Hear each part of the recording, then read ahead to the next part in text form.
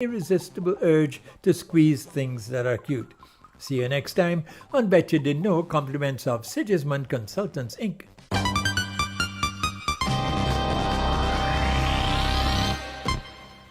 This is News Talk Radio Guyana 103.1 FM. Drink Pepsi Black for Max Taste, no sugar. Pepsi Black time, 18 hours or 6 p.m.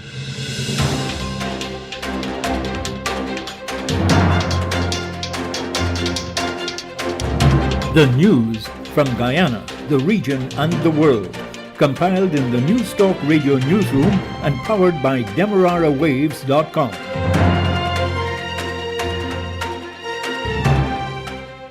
What's the news at this time? I'm Dennis Chabrol. Good evening. First, the highlights. Police are heightening their presence across Guyana for the Christmas season. The police force is facing a staff shortage.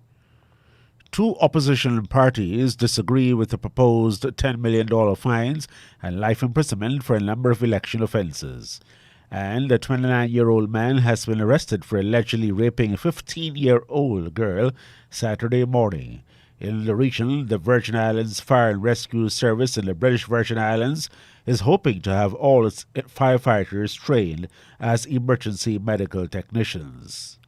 Internationally, the European Union is to step up sanctions against Belarus in response to an escalating migrant crisis on the border with Poland. The details of these and all those stories in a moment. Hate to stand in lines? Don't worry. KFC has got you covered with their drive-thrus, which are open now from 9 a.m. to 10:30 p.m. at Movietown, Vlissingen Road, Mandela Avenue, Reading Hoop, Parika, and the Amazonia Mall. That's right, you can drive through at 6 of their 9 locations. Remember, their current opening hours are 9 a.m. to 10:30 p.m. Go on down and let your taste buds savor the spices today. KFC. It's finger-licking good. And now the news in detail. The Guyana Police Force is promising the public shopping comfort during the Christmas period with a beefing up of its crime prevention plan until January 15. Commander of Police Division 4A, Andrew McBeal, says the public is assured that the presence of ranks in the Christmas season crime prevention plan have been activated from today. Emphasizes reassurance. You need to reassure the public that they can come to Georgetown and shop in an environment that is conducive. It emphasizes deterrence, quick policing response, police and public interaction, and that we hope would contribute to the promotion of positive perception of the police. This plan is also, as I said before, intended to aid in the reduction of crime and fear of crime. The 4A Division Commander for Georgetown to Industry in the East Coast and to Agriculture in the East Bank says police will be deployed using various methods. How do we intend to go about putting forward this plan? The region will be divided or has been divided into 15 sectors consisting of foot, bicycle, and vehicle patrols. Each sector will be commanded by an officer or an inspector. Foot and bicycle patrol will be done between 8 and 18 hours daily.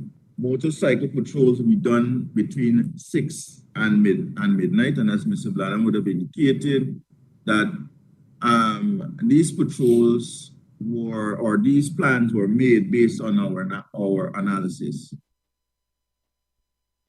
He advises the public to take note of patrol times and use those periods in the areas to shop and conduct other business. Motor vehicle patrols will be done on a 24-hour basis. Foot, bicycle, and motorcycle patrols timings will be adjusted to accommodate our late shopping. Heightened intelligence-led operations, heightened focus on noise nuisance, our continued focus on COVID-19 enforcement. We continue our maritime patrols on a daily basis and working in close collaboration with the city constabulary and the business community. Commander McBeal says in addition to the police providing protection, the public is advised to only walk with necessary items, shop in groups where necessary, always be aware of their surroundings and avoid bulk cash transactions as much as possible. Crime Chief Wanlal Blanham says the investigative arm of the Guyana Police Force is suffering from a shortage of investigators. The crime chief says the criminal investigations offices across all 10 regions of Guyana are weakened by a series of challenges. There's an inadequate amount of investigators to police all 10 regions. And we have lost some investigators this year to retirement. A few of them we had to put before the court. And then we will have transferred some of them for disciplinary infractions. With the COVID situation, we weren't able to conduct criminal investigation courses to induct new entrants. We've also lost some of our investigators and some of the companies out there, the security companies I'm speaking about. Mr. Blanham says to compound the challenge, the department is facing challenges with its own ranks becoming rogue.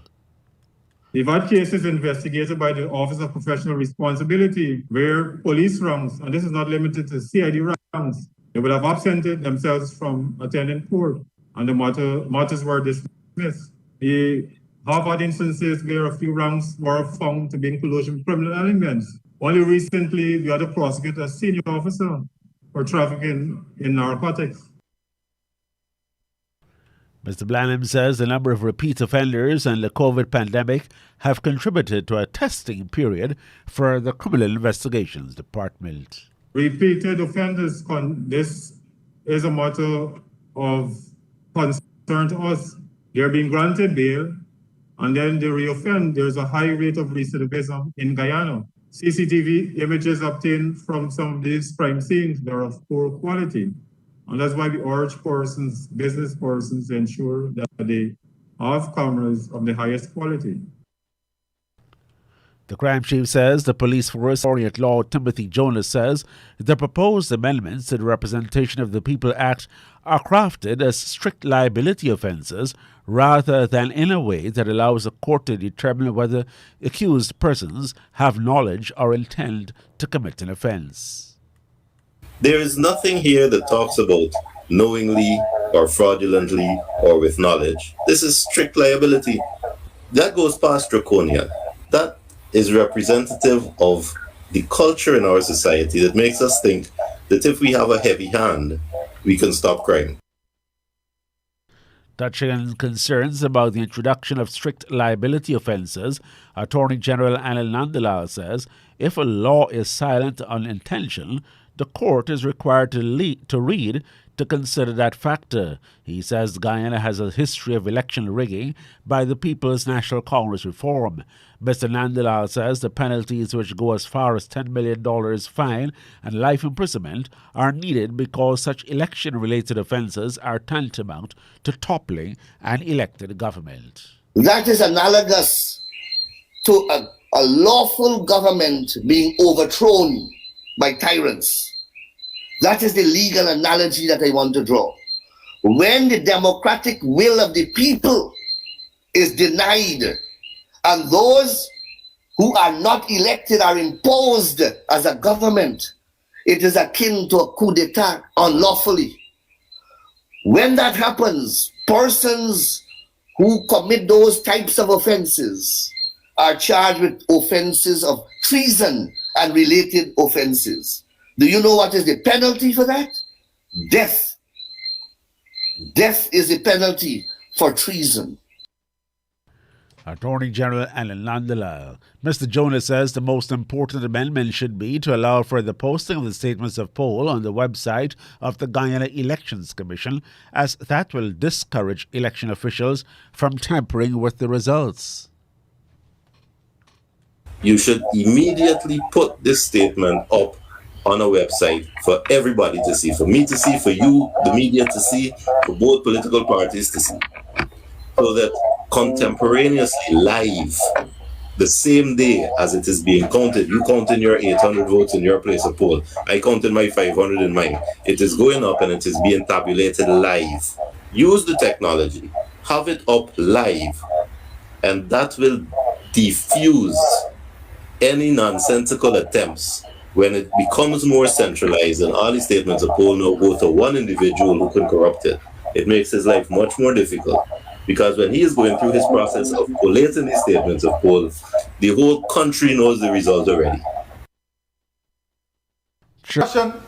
With many of our bilateral partners directly to get the fertilizer in to minimize the impact of this increase.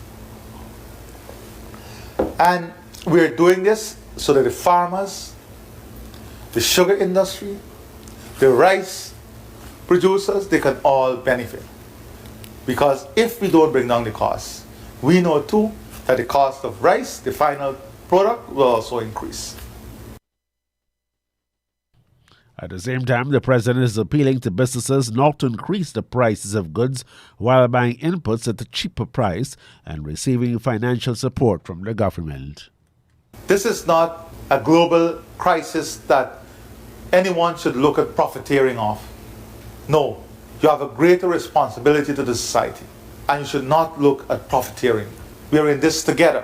Your government will confront these challenges with strong, workable measures, but we also need the support of all the stakeholders. President Irfan Ali. The Health Ministry says it is monitoring 3 regions which are showing the highest number of active COVID cases. There were no deaths recorded. The death toll remains at 959. Health Minister Dr. Frank Anthony says there are less than 2,500 active cases, but 3 regions out of 10 are of concern. So over the last 24 hours, we were able to detect 55 new cases. And currently we have 2,412 active cases. The places that we are paying keen attention to would be Region 3, 4, 6, and 10. Dr. Anthony says there are more than 45 persons who are hospitalized. So of these active cases, currently we have 50 persons in hospital, 1,811 persons, or 51% of adults, are fully vaccinated. To date, 28,345 children between the ages of 12 to 18 years old are partially vaccinated, and 19,536 fully vaccinated. Police have arrested a 29-year-old man for allegedly raping a 15-year-old girl Saturday morning. Police say the perpetrator attacked the teen while she was on her way to a nearby shop. The man allegedly grabbed the teen from behind and pulled her into some nearby bushes and allegedly raped her. The teen began screaming, and a male passerby heard the screams and raised an alarm, which enabled the teen to escape. Police say the victim was seen and examined by a doctor. The suspect was contacted, told of the offense committed, cautioned, arrested, and was placed in custody pending further investigation. The Virgin Islands Fire and Rescue Service is hoping to have all its firefighters trained as emergency medical technicians (EMT) to assess the British Virgin Islands Health Services Authority. He says there is more traffic on the road and consumption of alcohol at such events, and these increase the likelihood of incidents and subsequent injuries. The Chief Eye Officer is urging residents to be vigilant in protecting themselves and also looking out for their neighbors in case of emergency. Bars and restaurants open as normal across the Turks and Caicos Islands as a long-standing pandemic curfew will end on December 1. Turks and Caicos Weekly News reported that Minister of Health Jamel Robinson announced that the restriction will be lifted from the 1st of December. He says restaurants, nightclubs, churches, funerals, etc. will be allowed to increase their capacity to 80% of their normal capacity, both indoors and outdoors. Taxi drivers will be allowed to transport up to 10 guests maximum from 2 separate households. The government has also rescinded the reporting requirements for clubs and bars to the Ministry of Health, which were mandated weekly. Additionally, social gatherings, both public and private, including wedding functions at hotels, villas, and other tourism accommodations, have a DLP vice president. He says consultation and major decisions in the treatment and management of COVID needs to happen BAMP, that's the Barbados and the Barbados Nurses Association, and other stakeholders before rolling out poorly constructed policies. The statements says the stubbornness and misguided measures by the Mayor Motley-led administration is treating with COVID economic policies has left the island grappling with a long list of dire problems. Worrell also pointed to mixed signals emanating from the government as one of the reasons for difficulty controlling the spread of COVID-19.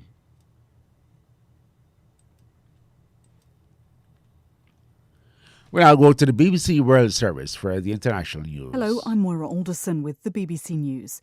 Belarus is facing a wave of new EU sanctions over the migrant crisis that the bloc says Minsk has created on its border with Poland.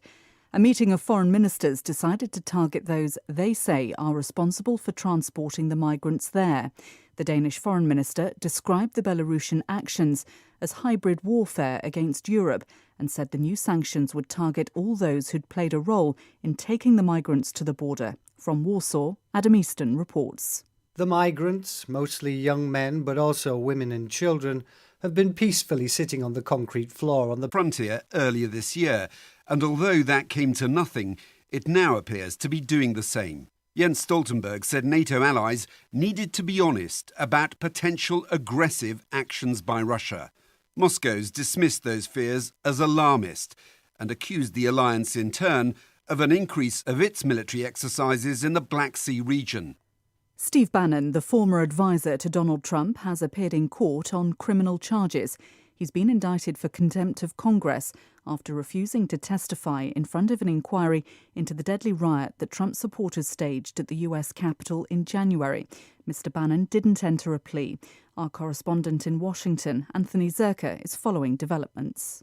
Steve Bannon, as you mentioned, was just in his first court appearance where the judge determined that he would not be detained prior to trial. He could go home, although he has to surrender his passport and inform the court of any kind of travel outside the immediate D.C. area. He has another court hearing on Thursday before the presiding. And Bolivar Garçon were immediately replaced. Violence in jails has been escalating. Leonardo Rocha reports. Inmates at the Penitenciaria del Litoral prison in Guayaquil used guns, machetes and explosives before the authorities regained control. Rioting at the same prison in September ended with 119 inmates killed. A 60-day state of emergency was imposed afterwards, allowing the armed forces to enter all prisons to prevent further violence. Prison violence has increased sharply in the past 2 years as local gangs got involved in a turf war, working for powerful Mexican drug trafficking cartels. One of the sons of Panama's former president, Ricardo Martinelli, has been extradited to the United States to face bribery and money laundering charges. Luis Martinelli and his brother Ricardo Alberto were arrested in Guatemala last year. They've been accused of negotiating the payment of $28 million in bribes from a Brazilian construction company to a senior government official during Mr. Martinelli's term in office before 2014. The two men deny any wrongdoing. An anti-corruption party founded from the Amazonia location for shore-based Little Diamond residents. Call 632-0533, 632-0533, 6080162, 6080162, or 503-3591, 503-3591. That's KFC's delivery service from the Amazonia location. KFC. It's finger-licking good. And now for a recap of the highlights. Police have heightened their presence across Guyana for the Christmas season. The police force says it is facing a staff shortage. Two opposition parties disagree with the proposed $10 million fines and life imprisonment for a number of election offences. A 29-year-old man has been arrested for allegedly raping a 15-year-old girl on Saturday morning. In the region, the Virgin Islands Fire and Rescue Service is hoping to have all its firefighters trained as emergency medical technicians. And internationally, the European Union is to step up sanctions against Belarus in response to an escalating migrant park for the six-time champion. Federer is continuing to recover from 2 knee operations to his right knee. The ATP says it stands in full support of the WTA's call for a full, fair and transparent investigation into allegations of sexual assault made by the Chinese player Peng Shuai against the country's former vice premier. In a post on Chinese social media website Weibo, Peng claimed she was forced into a sexual relationship with Zhang Jiai. In cricket, England bowler Adil Rashid has become the 3rd player to say that he heard the former England captain Michael Vaughan make a racist comment to a group of Asian cricketers while playing for the county side Yorkshire in 2009. Azim Rafiq was the first to allege against Vaughan and apparently Vaughan said, "Too many of you lot, we need to do something about it." More now from our sports news reporter, Laura Scott. This morning we heard for the first time from Adil Rashid about the racism scandal engulfing Yorkshire, and he issued a statement. He has today called today's allegations a completely false accusation. To Formula One, and the Chief Technical Officer at Mercedes, James Allison, has told the BBC that they'll be much sharper at calling out their current title rivals Red Bull in the future. After qualifying on pole on Friday, Lewis Hamilton and Mercedes were penalised for a minor technical infringement which was flagged to the FIA by Red Bull. Allison, though, says this year's title race between Hamilton and championship leader Max Verstappen is still gripping. It's absolutely all-consuming, and the joys are as joyful as it gets, and the lows are correspondingly more painful.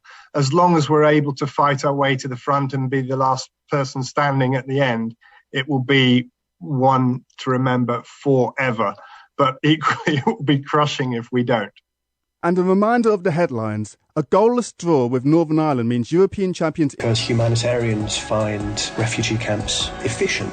It's easier to provide shelter for 500,000 people if they're all in one place. In episode 2 of this 3-part series, what happens when refugees have successfully fled persecution but haven't yet found a home? We were constantly reminded that we're not of those countries, but we're stateless. When I was home, I have money, I have a house, but I did not sleep at night because of fear. But now I'm a refugee, I sleep well. 100 Years of Exile. Wednesday at 9:20 GMT. Coming up in World Business Report in just a moment, the presidents of China and the United States settled down to a lengthy video call discussing everything from Taiwan to climate change and beyond. We're going to weigh up what might come out of the talks. And on criminal charges, he's been indicted for contempt of Congress after refusing to testify in front of an inquiry into the deadly riot that Trump supporters staged at the US Capitol in January. The French President Emmanuel Macron and the Russian leader Vladimir Putin have agreed on the need to de-escalate the migrant crisis on the Belarusian border with Poland. Speaking after his phone call with Mr. Putin, Mr. Macron said both had agreed that human decency meant that a solution had to be found. A panel of inquiry set up by the Nigerian authorities to investigate the shooting of protesters in Lagos just over a year ago. COVID vaccine coverage, with 88% of the population fully immunised, but cases have been rising steadily. BBC News. Hello, this is World Business Report from the BBC World Service. I'm Jamie Robertson. In a moment, we're going to be looking at what could be on the agenda in the talks between President Xi of China and President Biden of the United States, and what it's like to live in one of the most polluted cities on Earth. The first whiff you get when you wake up in the morning and you open the door and you walk out into the balcony or just outside the door, the air is toxic, it's almost acrid. And more on that later. But on Monday evening in the United States, Tuesday morning in China, President Joe, in many ways, this is an unsettling relationship. An emerging superpower elbowing its way forward to stand beside, behind, perhaps in front of its established rival. Last week, certainly, the two of them, issue a joint declaration to address climate change at the COP26 talks in Glasgow, Scotland. But it is their differences that really mark their relationship. Differences over Taiwan, that's the independent state that China regards as its own. Differences over trade, differences over nuclear weapons and cybersecurity. I talked to Ray John, who is Programme Associate of the Kissinger Institute on China in the United States at the Wilson Centre, and I asked her where relations between the countries stood at the moment. U.S., his standpoints on values that the United States seeks to bring to the policymaking table. So the question of, human rights values, the question of increased militarization in the Taiwan Strait, those are all issue areas. The United States specifically have been extremely concerned that, China is trying to change the status quo of. That's all geopolitics. What about trade? There was a recent statement by American business groups saying that, tariffs were not going to be able to be helpful to help the United States' economic recovery after the tolls taken on during COVID. However, I would guess that there's not going to be a whole lot of movement expected. Tariffs and other types of economic restrictions on China are likely going to stay put. And White House officials have signaled that you really shouldn't expect a huge, reinvent the wheel investment treaty or something coming out of the meeting. I would probably say that if there was any off-ramp, it would probably have as much lasting power as possible. Obviously, Biden contends with, different aspects of, the democratic system of the United States, which has resulted in potentially slower paced efforts to pass policy packages at the domestic level. He also has Senate and House legislative pressure to, go more hawkish on China. But in terms of political standing, you kind of have the United States still in a place of looking to regain footing globally in terms of what it's lost during COVID, what it's lost during political instability, such as the post-January 6th insurrection. UK's Shell Transport and Trading. The business has never really escaped those schizophrenic origins. It's had a complex structure, making it both British and Dutch all at the same time. But now, finally, the firm does seem to have come to terms with itself and its past. It will become completely British. It'll even ditch the words Royal Dutch from its name. It'll be called simply Shell. The firm's headquarters, its chief executive, are going to move from the Netherlands to the UK. Marjane van Roon is the head of Shell in the Netherlands. Many people know that traditionally we are a combined British and Dutch company. In practice, that means we have a housekeeping book under the Dutch shares, the A shares, and a housekeeping book under the B shares. That makes the way we do business very complex. We're going to bring that together. That will make us quicker, more flexible and more agile. It will enable us to do things other companies officially welcomed it as an unwelcome surprise. They were informed of this decision by the company on Sunday. I think privately there is quite a lot of frustration and maybe even anger that this decision has been made. There is a sort of emotional attachment that the Netherlands has with Shell. I think it's a company that has a lot of public resonance in the Netherlands. But increasingly, at least over the last few years, there have been a series of political developments and court cases which have actually, contributed to making the Netherlands a more hostile environment for a big company like Shell, a polluting fossil fuel conglomerate like Shell, which you could also say has fed into this, even though formally the company have said that things like a court decision around their emissions targets were nothing to do with the decision.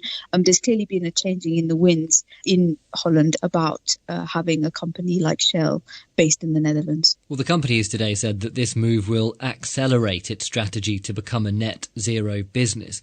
Is it clear how the move would allow them to go faster? Not entirely. I don't think you could say there was anything about their current structure which would have prevented that. Shell have... We're hearing there, Royal Dutch Shell was ordered by a court in the Netherlands to reduce its carbon emissions much more quickly than it had planned. So will the company's move affect that judgment?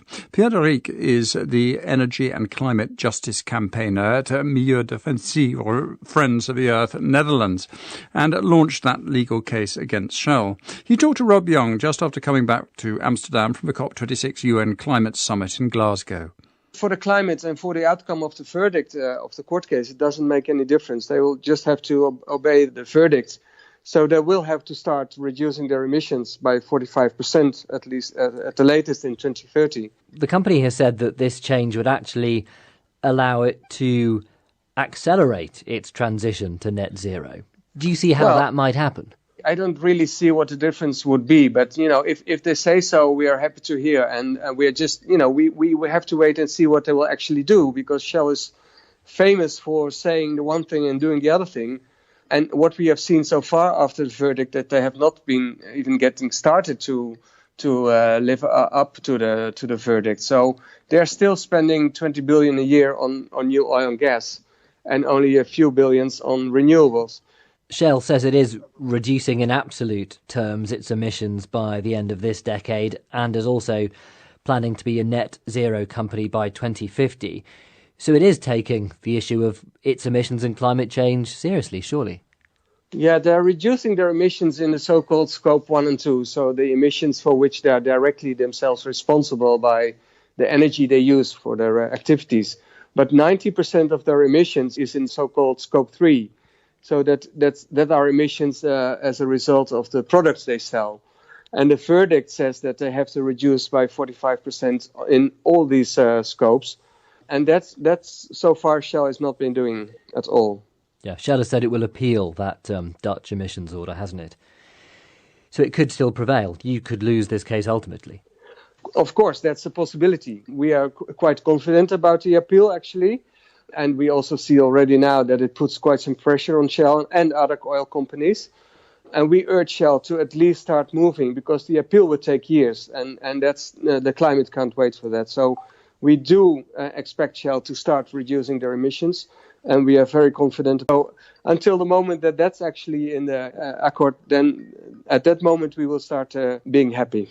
The final agreement talked of a phase down of coal use rather than a phase out. It was a dramatic last-minute change after an intervention from a couple of nations. But do you think the direction of travel on coal is still clear, or does that change of language fatally undermine what many nations want to do, which is to eliminate coal use pretty quickly? Yeah, well, it does, of course, undermine this, because otherwise India and China wouldn't have tried to get it in, or succeeded to get it in. And also, of course, these countries, and we all know that they really have to stop using coal and stop opening new coal mines and stop building new coal plants. These processes are difficult, and at the same time, it's the only way forward. At the end of the day, we have to sit down with all nations and come up with an agreement. And there is some progress. It is too slow, but there's no option otherwise than to stay optimistic, I think. Pierre-Eric there. Now, the markets, they had a subdued feeling about them on Monday. There was no big moves. Tesla, though, did continue its slide downwards. Since the beginning of this month, it's lost about 16% of its value. I talked to Peter Jankowskis in New York about why the stock was falling. Two things. First off is that Elon Musk has been selling shares and has said that he may in fact be selling even more as time goes on, which he has a very sizable holding, so that certainly puts pressure on the stock. And then also some concerns about interest rates have flared up here again in the United States, and that certainly puts pressure on high-valued companies like Tesla in general stock right now. I see Morgan Stanley is saying that the market, or at least the S&P 500, is going to be down a few hundred points. Because basically their earnings streams are so back-end loaded that people are, expecting them to have very strong earnings many years down the road. And the higher that interest rates rise, the less valuable those earnings are to investors today. And what about the oil price? That seems to be leveling off a bit, or are people worried that's going to go higher? We seem to be kind of locked into a range right now between $80 and $85 a barrel. And, there's a tug of war going on that OPEC is grudgingly moving production up slightly, but not at the rate that some politicians would prefer. So they're trying to push them to accelerate that increase in supply. But OPEC expects that this demand surge that we're in right now is just going to be temporary. So they're not really willing to commit to upping their production levels. That's Peter Jankowskis of Arbor Financial. Just on the markets, the Dow was down just 12 points at 36,087, and S&P 500 was down, well, hardly at all, quarter of a point at 4682.8. Just before we came on air, I checked the air quality in India's capital. You can do it yourself online at the World Air Quality Project. At various points around the capital, it registered hazardous, with air quality index measurements ranging from 330 to almost 500. Earlier today, one district in Delhi hit 545. Put that in context, the same index measures Beijing's air at 97, London's at 72. Delhi has now ordered schools to close for a week, and it may impose a citywide lockdown. Delhi's Environment Minister Gopal Rai said rising pollution after the Diwali religious festival had left the government with no choice but to act. The problem of pollution has increased after Diwali, and it has changed a lot in the last 10 days. That's why the levels have gone down, so now once the school reopens, it will be an ideal situation for the children to attend school. Voices of Delhi residents. The BBC's Arunde Mukherjee is in Delhi, and he told my colleague Rob Young what it's like being outside, breathing in the city's polluted air. It's getting worse by the year, and as someone who's been living in Delhi for several years, I can tell you, compared to previous years, it's just getting more and more acute. The first whiff you get when you wake up in the morning and you open the door and you walk out into the balcony or just outside the door, the air is toxic, it's almost acrid. Usually you feel it in your throat, you feel it in your nose. You immediately want to just shut the doors and the windows and go right back inside. And that's what a lot of people in the northern part of India are doing. They're keeping their doors shut, their windows shut, even though the temperatures have fallen and the weather's really nice, but you are not able to really go out and enjoy it because of this thick smog. Why then have the authorities decided that schools in Delhi should close for a week or so? Because that won't affect the level of pollution, will it? It may well protect the children, but it won't affect the level of pollutants going into the air. That's right, and that's exactly what many experts have pointed out, that these are reactive measures. They're not preventive measures. And basically this is after a crucial hearing at the Supreme Court in India that took place over the poor air quality, where the Supreme Court took the Delhi government to task and said that, you cannot give, and I quote, lame excuses or even pass the buck. But as of now, as far as a quick fix, if we can call it, the Delhi government has decided to keep the schools closed for a week. They've also asked construction sites to shut down for 3 days. There is another emergency meeting that is taking place tomorrow. There will be another Supreme Court hearing based on that meeting tomorrow, and that help, and then activity can resume. But again, many environment watchers are pointing out that these are just stopgap solutions. You're just waiting for these problems to happen every year around this time without taking preventive measures. This has also been blamed by a lot of the farm waste that is burnt in neighboring states in North India, where farmers choose the cheaper option to dispose of their farm waste by burning them. So that waste, then when it's burnt, it goes up into the air and it then blows towards the rest of North India. But just today, the government's lawyer told the Supreme Court that only contributes 10% to the pollution levels in Delhi. So rest of it is really from construction activity, from traffic, from roads. So all of that really needs to be tackled on the same level. Is there any talk of limiting people's ability to drive around the city? Exercised and implemented in the past, so that could be on the table, but we haven't heard that yet. But again, amidst all these measures, a long-term solution is what many are asking for. That's something that the Supreme Court also is seeking in terms of an explanation from the Delhi government. That's Arunde Mukherjee in Delhi. Now, one unexpected outcome of the pandemic has been a rise in staff turnover. It seems that working from home, long periods of furlough, lockdown, have led millions of people to think again about their jobs. The rate at which people are quitting is at record levels in the United States, and it's been called the Great Resignation. Some survey data suggests as many as 65% of people are thinking about changing what they do. It means we're all getting invited to a lot more leaving parties, of course. Many of us are delivering leaving speeches. Peter Morgan's been thinking about bowing out gracefully. I was once instructed to deliver a tribute to a talentless, disruptive and happily departing colleague. I had nothing nice to say about him, but my boss told me to make something up and to make it sound good. There can be few occasions in company life so lacking in sincerity than the ceremonials surrounding the exit of an unloved member of staff. The old joke that Jones is leaving the company as he joined, fired with enthusiasm, has to be parked and frank opinions buried beneath a flurry of warm words. There are plenty of leaving gifts that can deliver a good riddance message for you. Mugs with slogans like "Good luck finding better colleagues than us" or "Congratulations on pursuing your dream of not working here" are top sellers online. Enterprising folk have always found flamboyant ways of flouncing out. A video producer caused an internet sensation by releasing a film of herself dancing around the office. Even the greatest co-worker is forgotten surprisingly soon after the door shuts on their way out. And new people with fresh ideas are the lifeblood of any organisation.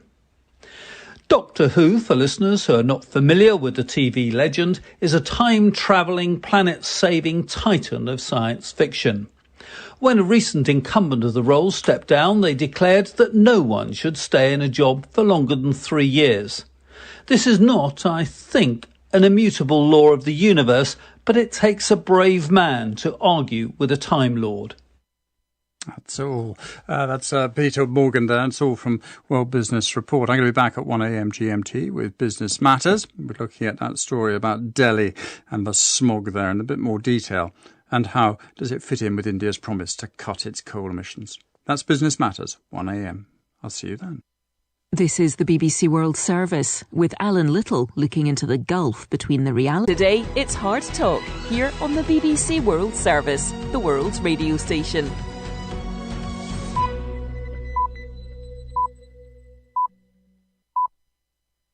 Coming up after the news on the BBC World Service, it's Hard Talk with me, Stephen Sacker. Today, I've journeyed to the South Bronx, not just the poorest part of New York City, but by many measures, the poorest district in the entire United States. This is one place where President Biden's promise to build America back better. Of negotiations, President Biden has signed into law a bipartisan $1 trillion infrastructure bill.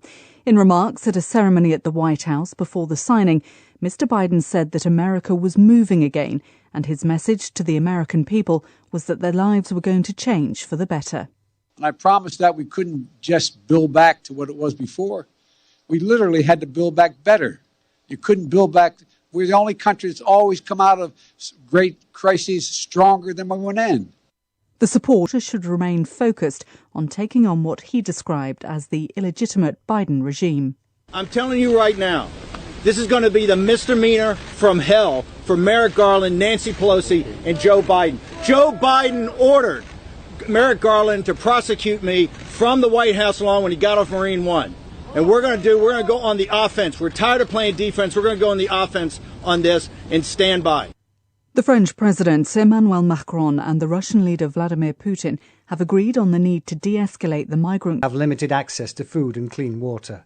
But Poland closed the border crossing last week, and it currently has no plans to reopen it. Several Cuban opposition activists have been detained or prevented from leaving their homes ahead of planned anti-government protests. Dissident groups have reported on social media the arrest of a former political prisoners and high-profile dissidents. World News from the BBC. A panel of inquiry set up by the Nigerian authorities to investigate the shooting of protesters in Lagos just over a year ago has submitted a damning report against the army and police. A leaked version of the report, handed to the Lagos state governor on Monday, concludes that Nigerian soldiers intentionally shot dozens of protesters who were demonstrating against police brutality. Smoke and debris into the air. Moments later, the driver, David Perry, escaped the vehicle despite being injured. Sway Lamine is not believed to have been known to the security services. 4 men in their 20s have been arrested since the incident and are being held under the Terrorism Act. The Portuguese government has said it is considering making working from home mandatory again if coronavirus infections continue to rise. Portugal has one of the world's highest rates of COVID vaccine coverage, with 88% of the population fully immunised. But cases have been rising steadily since restrictions on people's movements were lifted at the beginning of October. There is concern about the spread of the virus in... He prides himself on being a fighter. He overcame a host of obstacles and prejudice to become the first gay Afro-Latino man voted into Congress. Now, he says his mission is to make a material difference to the lives of the people in his community. But that's an ambition predicated on continued Democratic Party control of the Congress and the White House. And right now, that looks highly uncertain.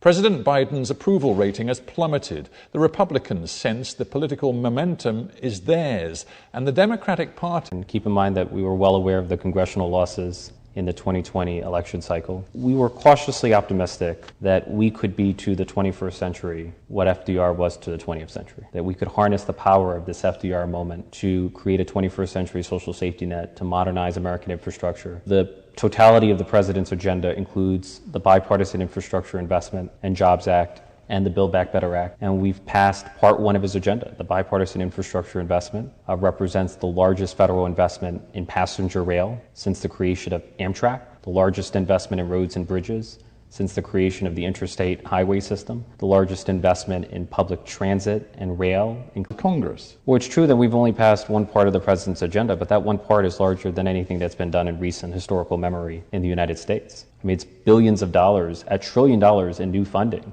for roads and bridges, highways and waterways, ports and airports, rail and transit, clean energy, clean water. I mean, that's a genuine achievement. We're sitting here in a community centre in the heart of your district. Yeah. It's in the South Bronx, which all the headlines tell us is the poorest congressional district in all of the United States. When you go outside this building and meet the people of your district on the streets, how can you convince them that this massive spending program you're talking about is actually, here and now, going to transform their lives? Well, at the very beginning of the Biden presidency, we passed the American Rescue Plan. And the centerpiece of the American Rescue Plan was the child tax credit. Before the American Rescue Plan, the structure of the child tax credit was so regressive that it left behind a third of American children, the poorest children in America. Approval. His figures for this time in his presidency much worse than Barack Obama's the last time a Democrat was in the White House. And if we look at the recent races, that is the Virginia governorship, also in New Jersey, the Democrats performed much worse than was expected. What's going on? The presidential approval ratings are like the stock market, subject to volatility, and I would be careful not to overinterpret day-to-day fluctuations. But frankly, they're not that volatile. There's only one trajectory for Biden, and that's downward. Look, we've become much more polarized, and in a hyper-polarized political culture, there's a ceiling on how high... Socialist and progressive for the American people. He says, if Democrats remain on this current course, keep coddling and catering to progressives, we're going to lose as many as 50 seats and control of the House in 2022. Well, we might be in danger of losing as many as 50 seats, largely because of gerrymandering. Instead of voters choosing their elected officials, you have elected officials, Republican state legislatures choosing their voters. So we are at a structural disadvantage when it comes to the 2022 midterms, for reasons unrelated to ideology. What about his point that right now the US public sees a Democratic Party that is too locked into an ideology, too progressive, too concerned? Care first and foremost about bread and butter concerns like health and safety, schools and jobs. When I won my primary in June of 2020, I publicly said that I would not be here were it not for my mother, who struggled and sacrificed and suffered so that I could have a better life. She raised you as a single mom in substandard public housing, which frankly made you ill because there was so much mold and damp. You had two brothers who were imprisoned. You had friends who lost their lives to drugs. You came out as a teenager as gay in a community which didn't accept the idea that you could be or should be gay. I'm just wondering at what point in that very difficult upbringing you decided, hey, I want to be a politician. Well, the formative experience of my life was growing up in public housing. And in New York City, Public housing is the greatest safety net of affordable housing that we have. The New York City Housing Authority, commonly known as NYCHA, which manages public housing here in New York, houses a population of about 500,000 New Yorkers, 500,000 Americans. If NYCHA were a city unto itself, it would be the largest city of low-income Black and brown Americans in the United States. And advocating for the people of public housing has been the central mission of my life. Funding for public housing so that we can end the humanitarian crisis once and for all. Is anger fueling you, Congressman, given your background, given your knowledge of the reality of how so many people still in the South Bronx today are living in grinding poverty with unacceptable conditions, particularly of housing? I think a wise person once said that there are crude emotions and refined emotions. Right? Lust is a crude emotion, but love is a refined emotion. And so I do have anger, but it's not anger in the form of blind rage. It's anger in the form of moral indignation. But more than anger, what defines me is optimism. I'm optimistic about the capacity of government to lift people out of poverty and give them a fighting chance at a decent. 15 years ago, I had dropped out of college after struggling with depression.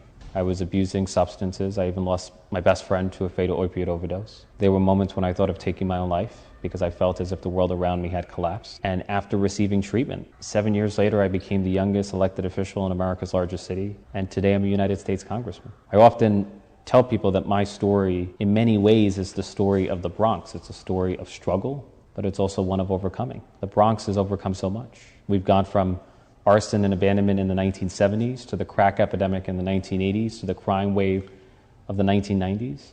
The poorest congressional district in America. Then we can build back better anywhere. In this interview, you've made a point of talking about practical difference that policies, particularly Joe Biden's policies right now, can make. The Republicans, it seems to me, are taking a different approach to politics at the moment, less focused on specific policies, more on values, more on a culture, a feeling about what America is and where it should be going. Do you think the Democrats are at risk of losing to those arguments? Well, you have a much more generous interpretation of the Republican Party than I do.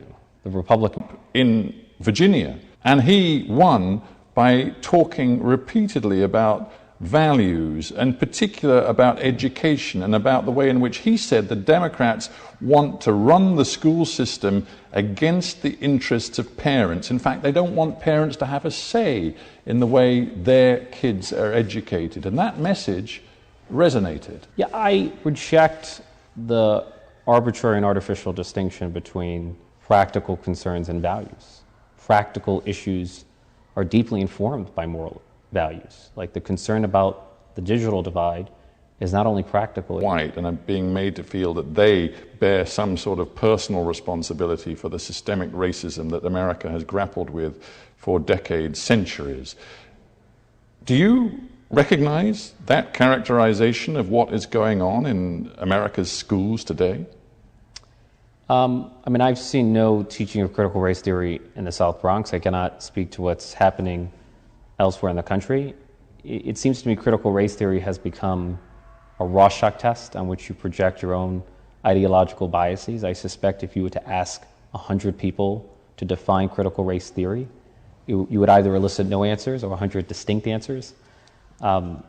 Here's my view on it. It is fair game to teach about events. Discussed it. Yeah. Progressives in your party have gone too far. Now I'm thinking of a separate issue, that of policing and the response to some of the terrible systemic racism we've seen in police forces across the country.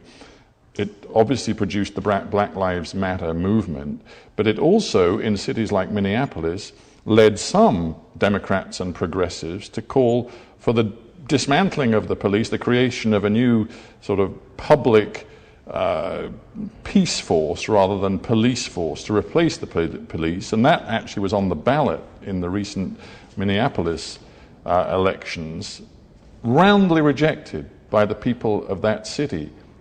Are some Democrats overreaching, making mistakes on some of these issues? Look, every party has excesses, and as a pragmatic Democrat myself, I would love nothing more than to expunge from the national discourse words like defund. As the archetypal young Democrat, I suspect that those who call themselves socialists in the United States draw inspiration from social democracies in Western Europe in Scandinavia, but those countries think of themselves as fundamentally capitalists, not socialists.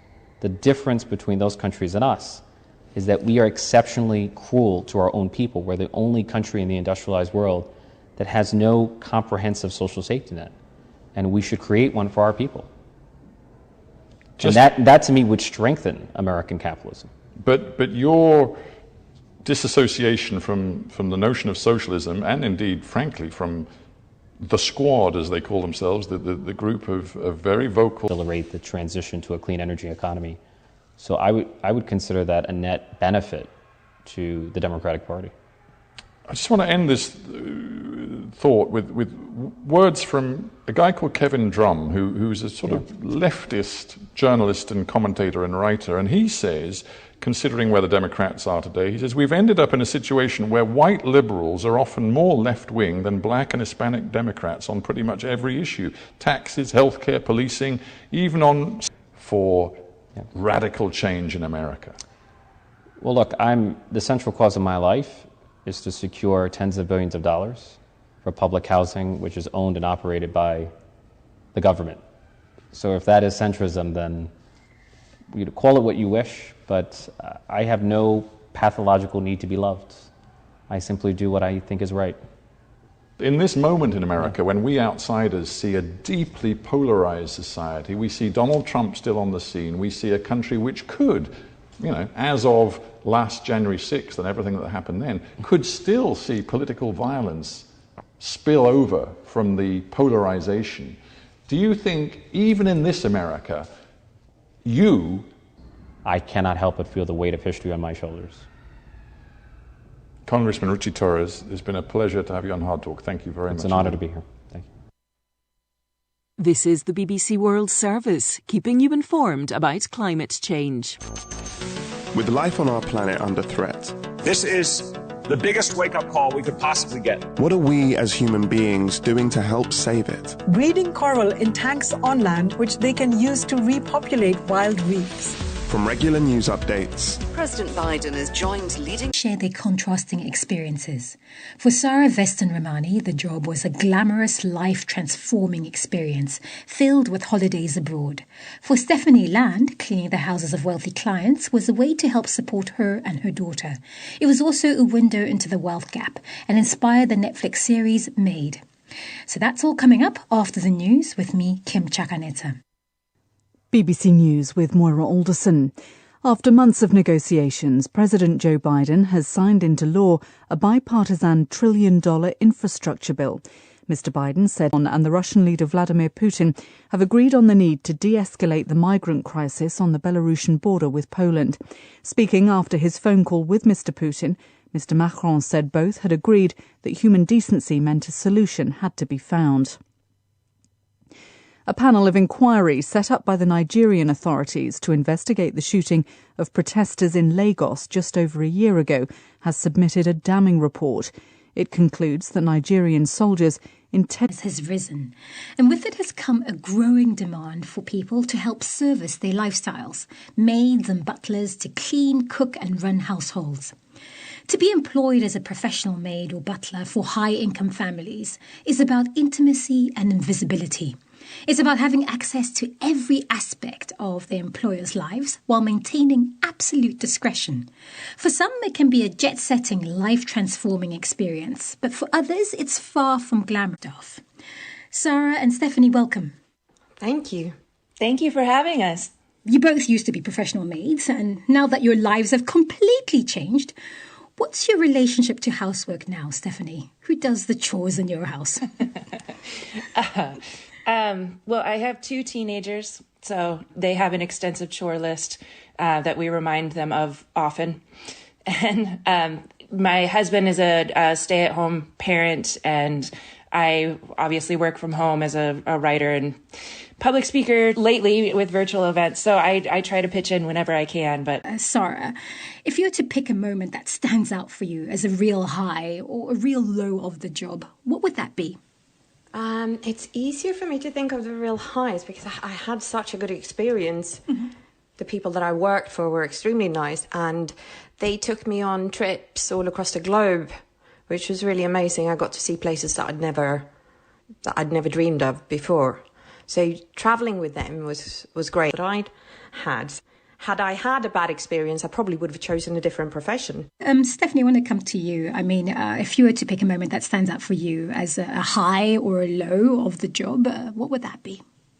I have a bit of a different experience. The highs were very few and far between, and it was often when a client would notice that I was a human being and would notice that I was an actual person with a name walking around in their house who had a life outside of cleaning their home.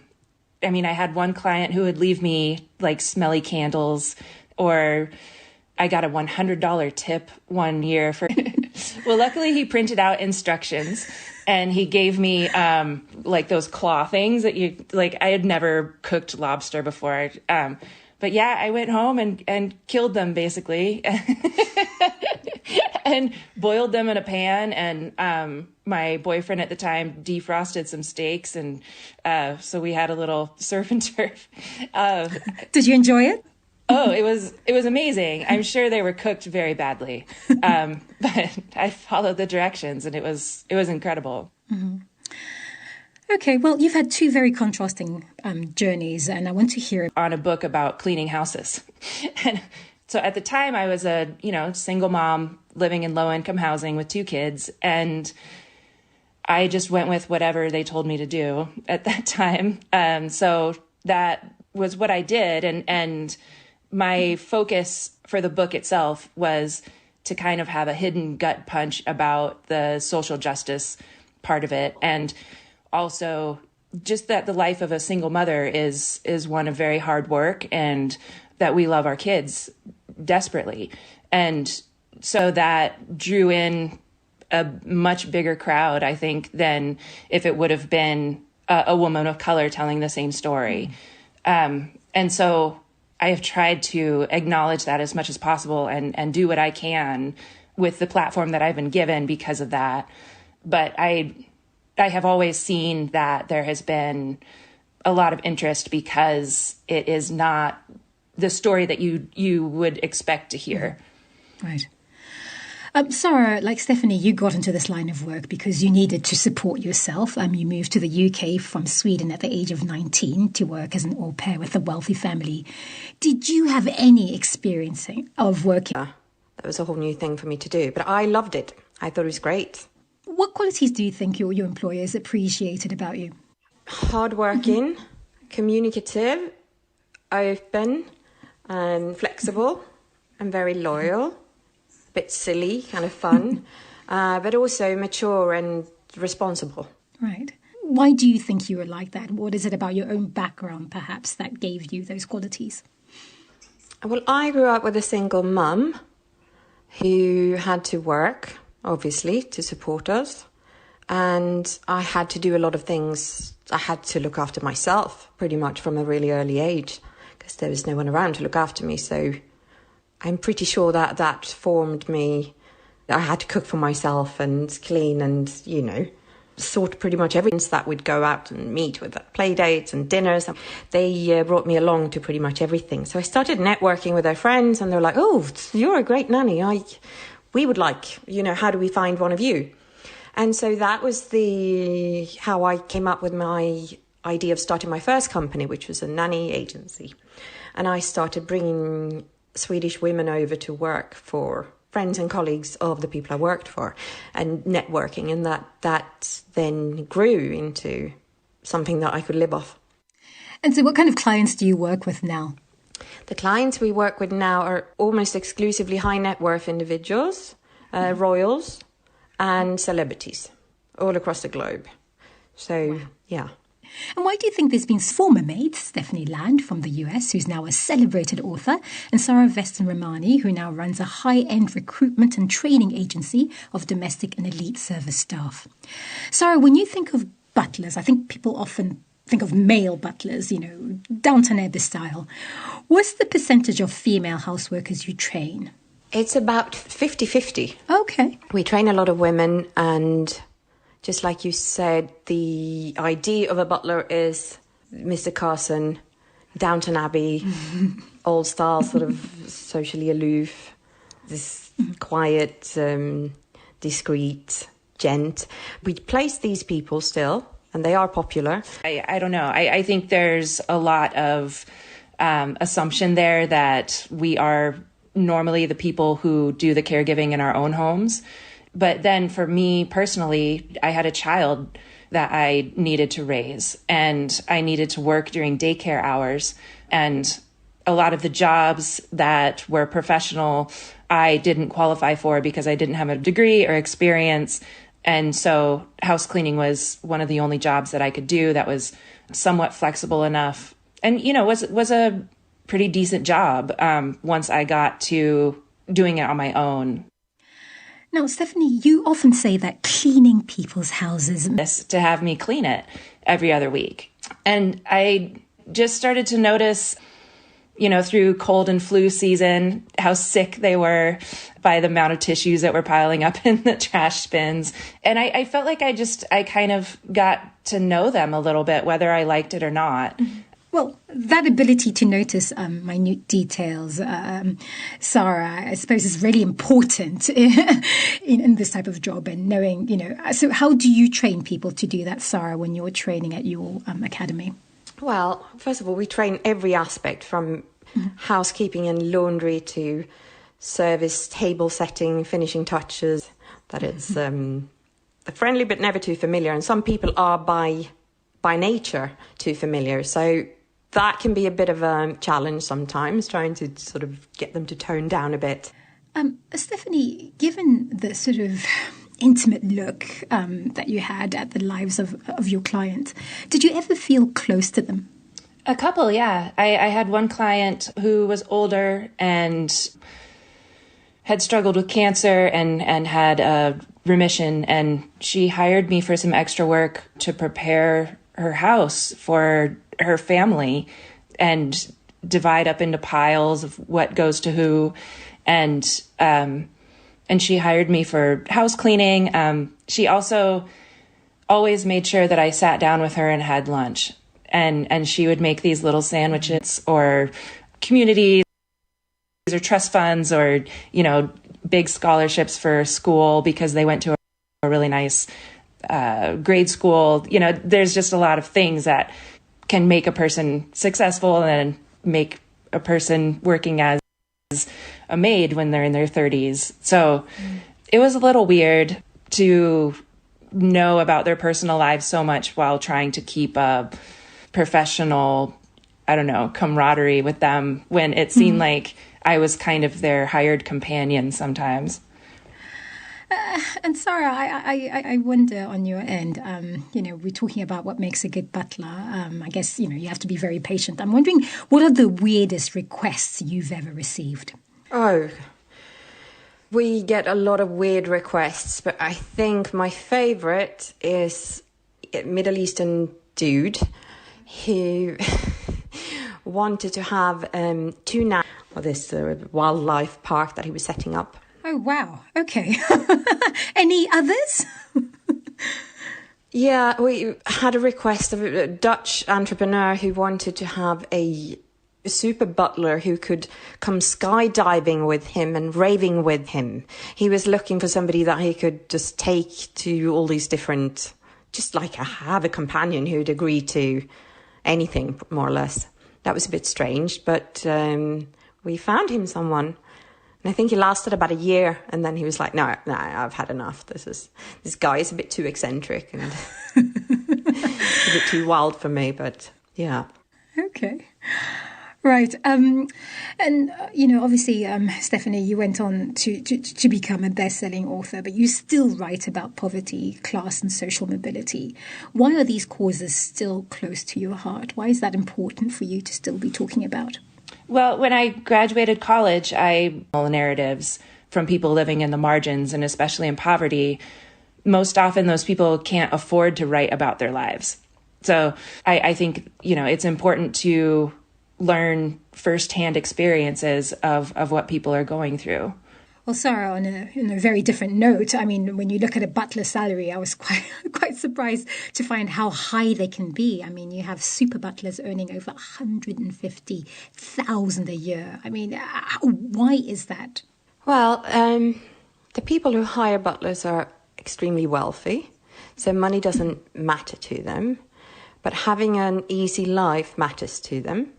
So the two staff that they're usually willing to pay a lot of money for is nanny, but even more so the butler, because the butler it's an important role, and they want the best of the best, and they understand that if they're going to have someone who is on call 24/7, who's potentially travelling through, nobody wants to have a bad reputation amongst your peers.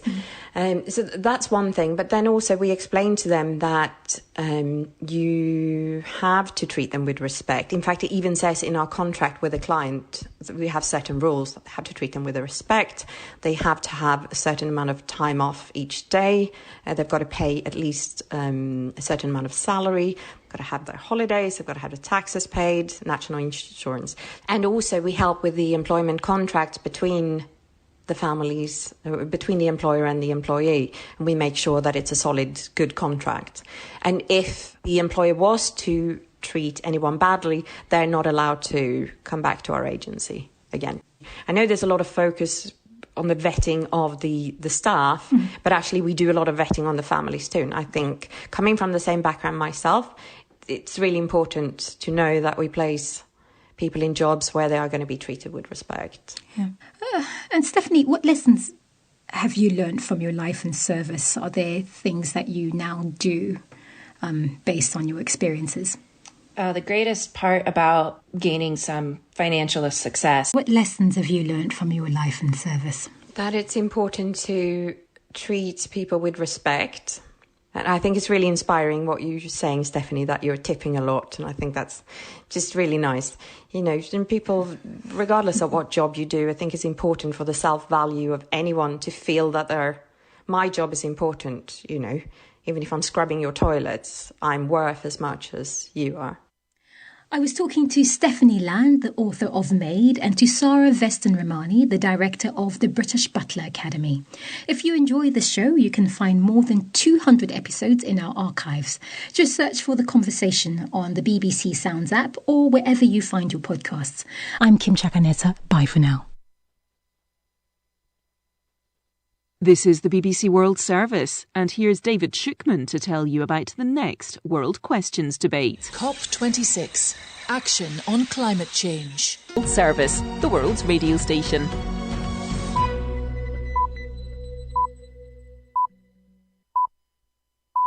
Hello and welcome to The History Hour with me, Max Pearson, the past brought to life by those who were there. This week, the South African female football star murdered for being a lesbian. She was somebody's daughter, she was somebody's sister, she was our friend, and she was a soccer player.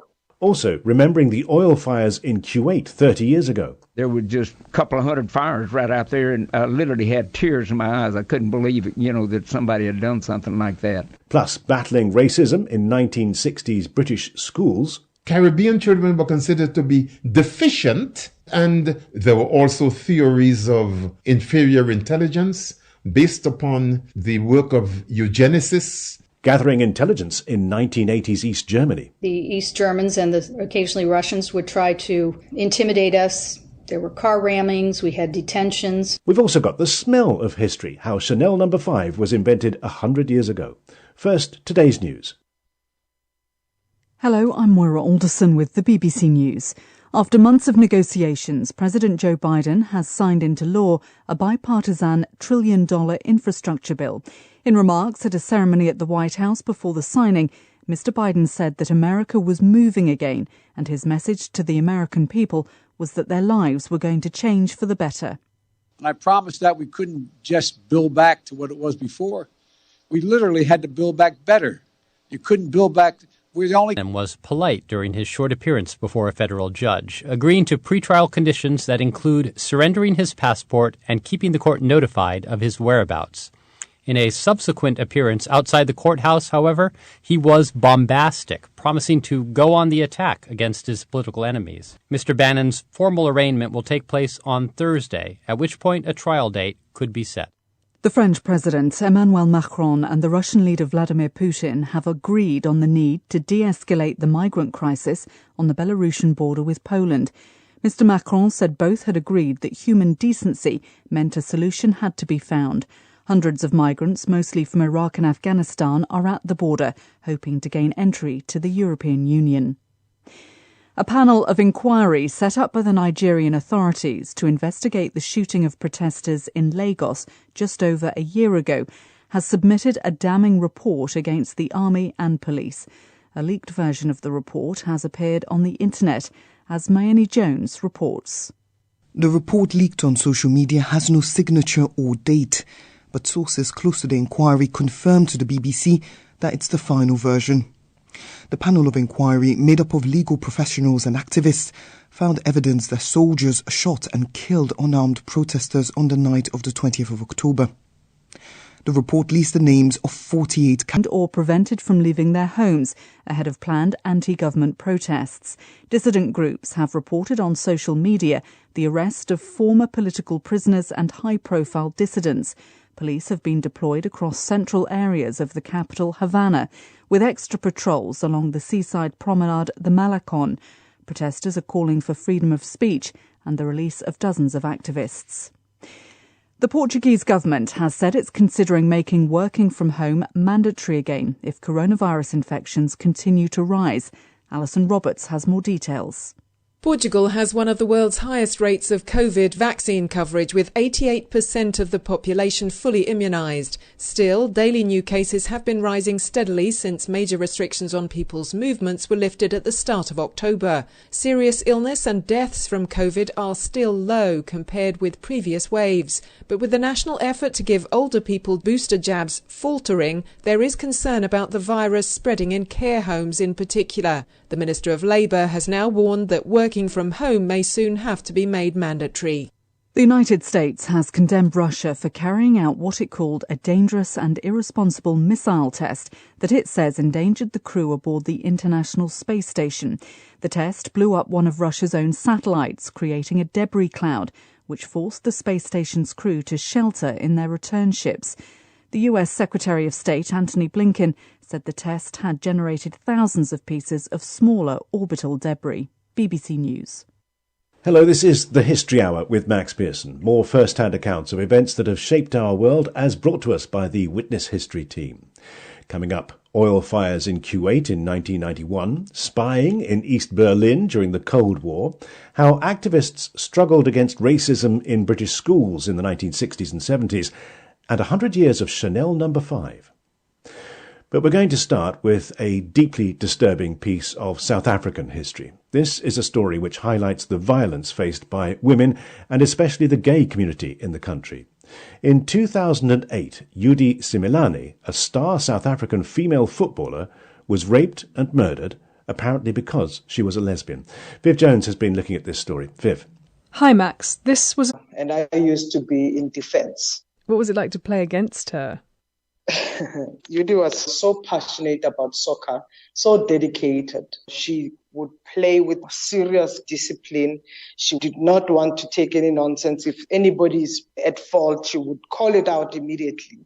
She really commanded respect. And she was a loved soccer player. She was a superstar. I think she was called Styles on the pitch. Yes, you know very well. She was Styles, Judy Styles. Unique styles when moving with the ball. When she touched the ball, they were like, Styles. You know. Steve hung up her football boots when she was still in her teens, but she continued to see Judy off the pitch at events organised by LGBTI community groups. We would socialise, we would go out, we would have picnics and so forth. Could she be out in her community and in her professional life as a footballer? Judy was proudly out lesbian woman, black lesbian woman in particular. She was out to herself. She was out with her family and her family supported her. She had no fear of being herself around people. Her community, immediate community, loved Judy for who she is. Judy was from a township called Guatemala, which Steve says was unusually accepting of homosexuality. She wasn't the only lesbian living openly there. Many South African churches do not welcome gay people, but the pastor at the Methodist church Judy's family attended welcomed everybody, her included. Plus, football brought Guatemala together, and Judy Stiles was a much-loved local legend. Judy felt safe. But on the morning of the 27th of April, 2008, Judy's body was found in a drainage ditch in a local park. Steve happened to be in Guatemala that day. Confirm whether this body that is lying there in blood is her daughter. It was just unbelievable that Judy was no more. I mean, she came from a social outing with friends and she just didn't make it home. Judy had been stabbed multiple times, on her chest, legs and face. The ferocity of the attack and her local fame left no doubt in the minds of many that she'd been targeted because she was a lesbian. We knew this was just not a typical sexual assault or rape. It's not typical murder. We all knew it was committed against her because of her sexual orientation. Judy's case became the focus of a campaign to draw attention to attacks on gay South Africans, and lesbians in particular. South Africa has one of the highest rates of rape in the world, and lesbians in an often homophobic and patriarchal society face further danger. Many believed that Judy was a victim of so-called corrective rape, a horrific crime based on the hateful and false idea that lesbians can be fixed or cured by being raped. After Judy's death, many South African lesbians came forward to say this had happened to them. Corrective rape, it's used by men, and they use rape as a weapon because they want to take the power. And it's shocking that in this country, violence against women generally is on such high stats, and at the same time that violence against people who are marginalized because they are lesbian or butch or don't fit like the gender stereotype that is attached to being a woman, it's quite scary. One of the most powerful voices in this campaign was Judy's mother, Marley Simelane. She died in 2019, but she spent the last decade of her life trying to change the attitudes of other parents of gay young people. She was interviewed for a World Service documentary in 2018. Don't be scared about your child. God gave you that creature. It's your creature. If she decided to be a gay, is a gay. So let's accept them. They're our children. I'm sitting on their necks here. Lesbian women remain sites of crime for men who wants to use rape as a weapon.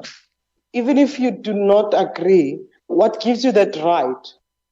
I still don't get it. How have people lost their humanity? This cannot be tolerated. One life is more than enough to be lost.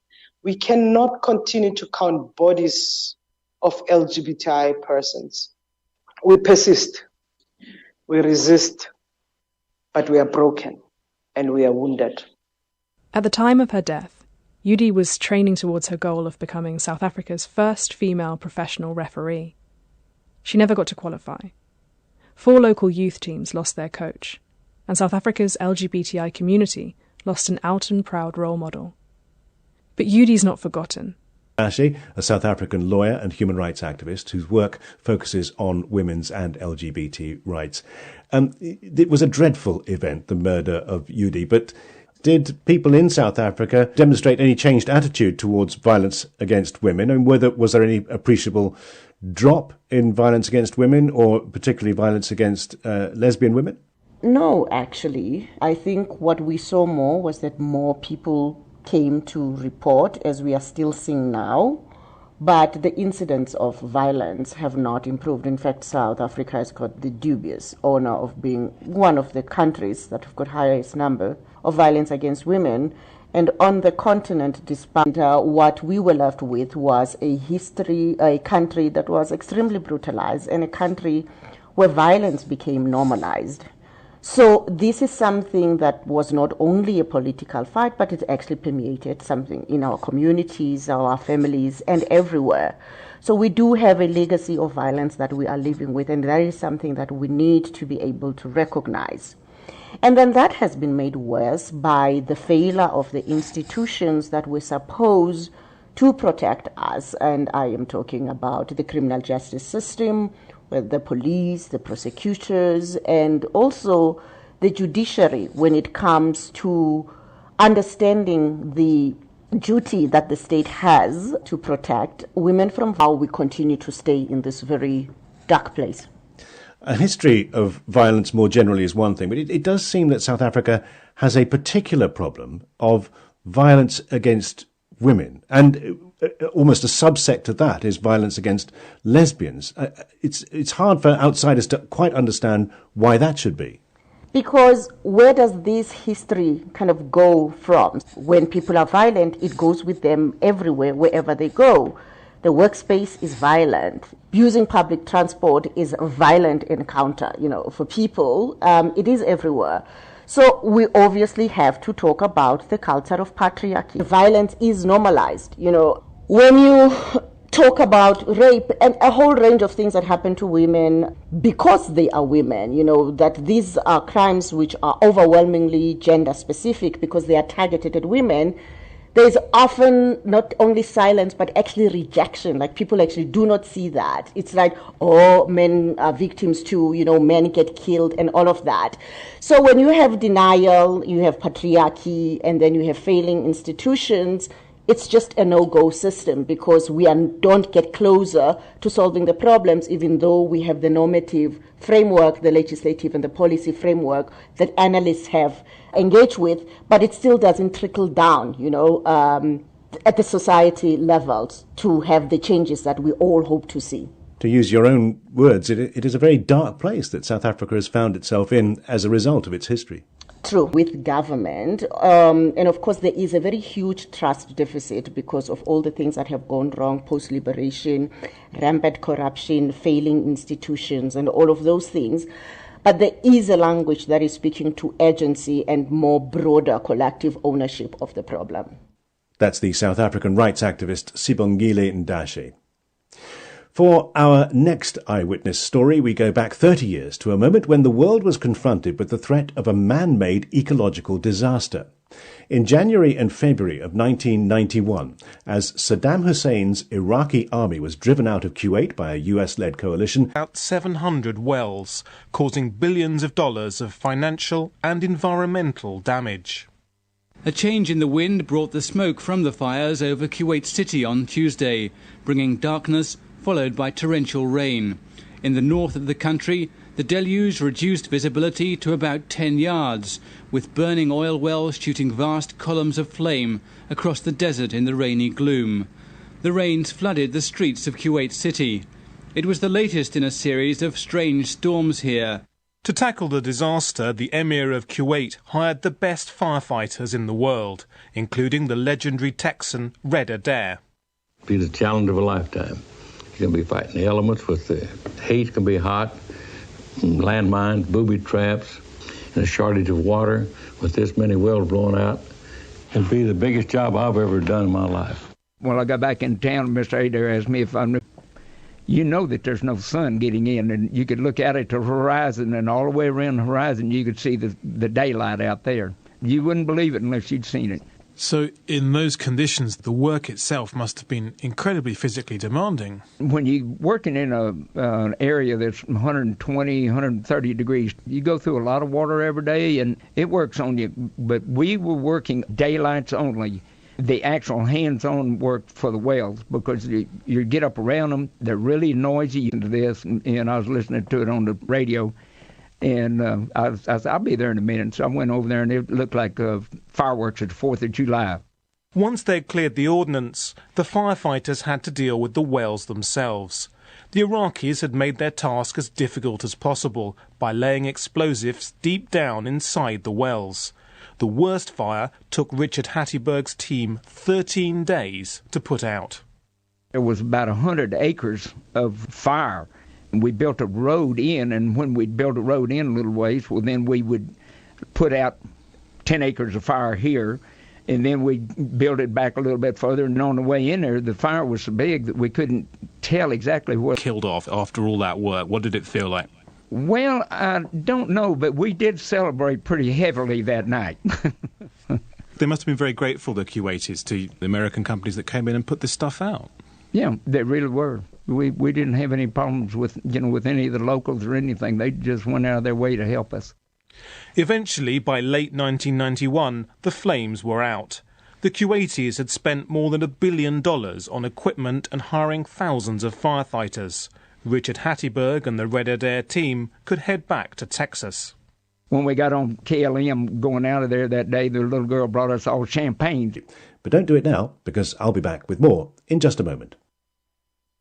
This is the BBC World Service, with Alan Little looking into the gulf between the reality of war and our ability to comprehend it. I have spent much of my working life immersed in the pain of others, reporting wars in Baghdad, Bosnia, Congo and elsewhere. When we arrived, black smoke was still pouring from the shelter. There was chaos. Many of us were driven by a ferocious sense of purpose, that our pens, our lenses, might penetrate the conscience of a just world.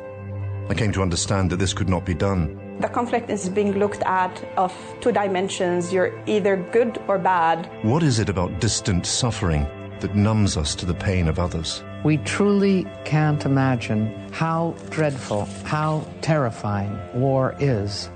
Can't understand, can't imagine. Negotiations, President Joe Biden has signed into law a bipartisan $1 trillion infrastructure bill. Mr. Biden said his message to the American people was that their lives were going to change for the better. The law includes funding for roads, railways and ports. President Biden will shortly hold his third and most extensive talks yet with his Chinese counterpart Xi Jinping in a video conference. The White House spokeswoman said the summit was an opportunity to insist that Beijing should play by the rules of the road. Steve Bannon, a former senior White House advisor to Donald Trump, has appeared in court following his indictment last Friday on 2 counts of contempt of Congress. He is charged with refusing to testify to a congressional committee about January's attack on the Capitol. A panel of inquiry set up by the Nigerian authorities to investigate the shooting of protesters in Lagos endangered the crew aboard the International Space Station. The test blew up one of Russia's own satellites, creating a debris cloud which forced the space station ships. BBC News. Welcome back to part 2 of the History Hour with me, Max Pearson. Still to come, a tale of intrigue from the Cold War and the story of a famous scent, Chanel No. 5, invented 100 years ago. But before that, a story about children and discrimination. Starting in the late 1940s, for the first time, large numbers of migrants from the Caribbean and other parts of the British Empire were invited to come to Britain to work. The idea was that the increased labour force would help rebuild the country after the Second World War. But many immigrant children faced racial discrimination in the British school system. Gus John decided to set up schools to supplement mainstream schooling. And this was quite a gear change for Gus, as he had actually arrived in England from Grenada in 1964 and was studying at Oxford University to become a priest. So I'm studying theology and philosophy and so on, singing Gregorian chant, God knows how many times a day, which I enjoyed, I have to tell you. But then I was conscious that there was a community in Oxford of black people outside of the university. Soon he found himself helping the local black population in Oxford with landlords and employers. You know, in your face racism, no dogs, no blacks, no Irish. White English people had very little knowledge at all of the Caribbean, where it was, how it worked, what language they spoke. So the general impression that people had was that we as Caribbean people, black people, were backward, not literate, not sophisticated, and children were considered to be deficient, and that deficiency was about communication.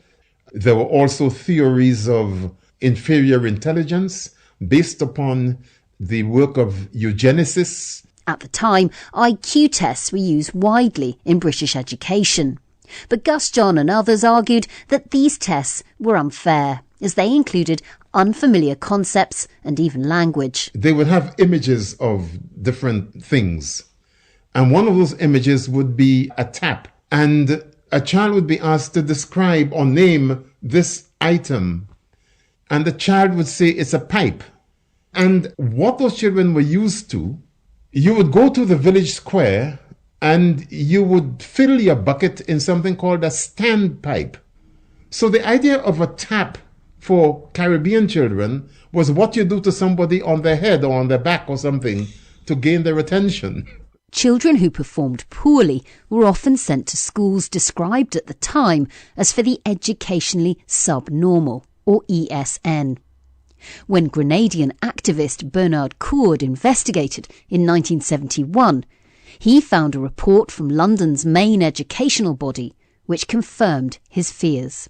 And of course, many startling facts and figures came out of it. For example, 20% of West Indian children in the secondary ESN schools had been placed straight into these schools without any previous experience of English education. I mean, they arrived into England with... Gus John, heard here speaking to the BBC in 1971, worried that before long those words and attitudes might stick. What are our ways? In the West Indies, we didn't have to think about our identity. In Britain, we have had to. We are labelled as different, and the terrible thing is that many of us have even accepted the wide view that different means inferior. Would it be better if everybody was all one colour? Yes. So if we were all one colour, what colour should we be? White. Because we keep on quarrelling. The children were obviously aware of the friction over race. Ideas about white superiority also filtered through when some black children were bussed out of their local area to ensure that no school's immigrant population reached more than 30%.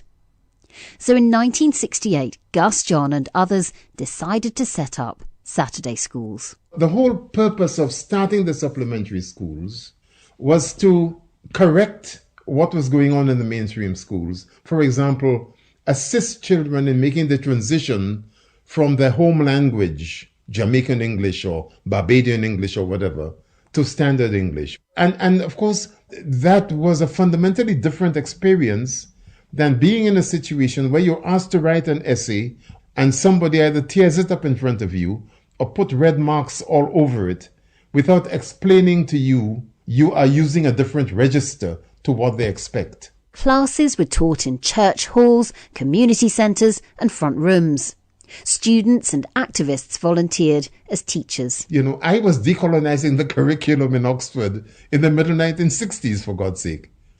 We talked about the 1884 Berlin Conference and how Africa was divided up between the Belgians, the French, the Spanish, the Portuguese, the English. This new perspective on history led to children challenging their teachers in their regular schools.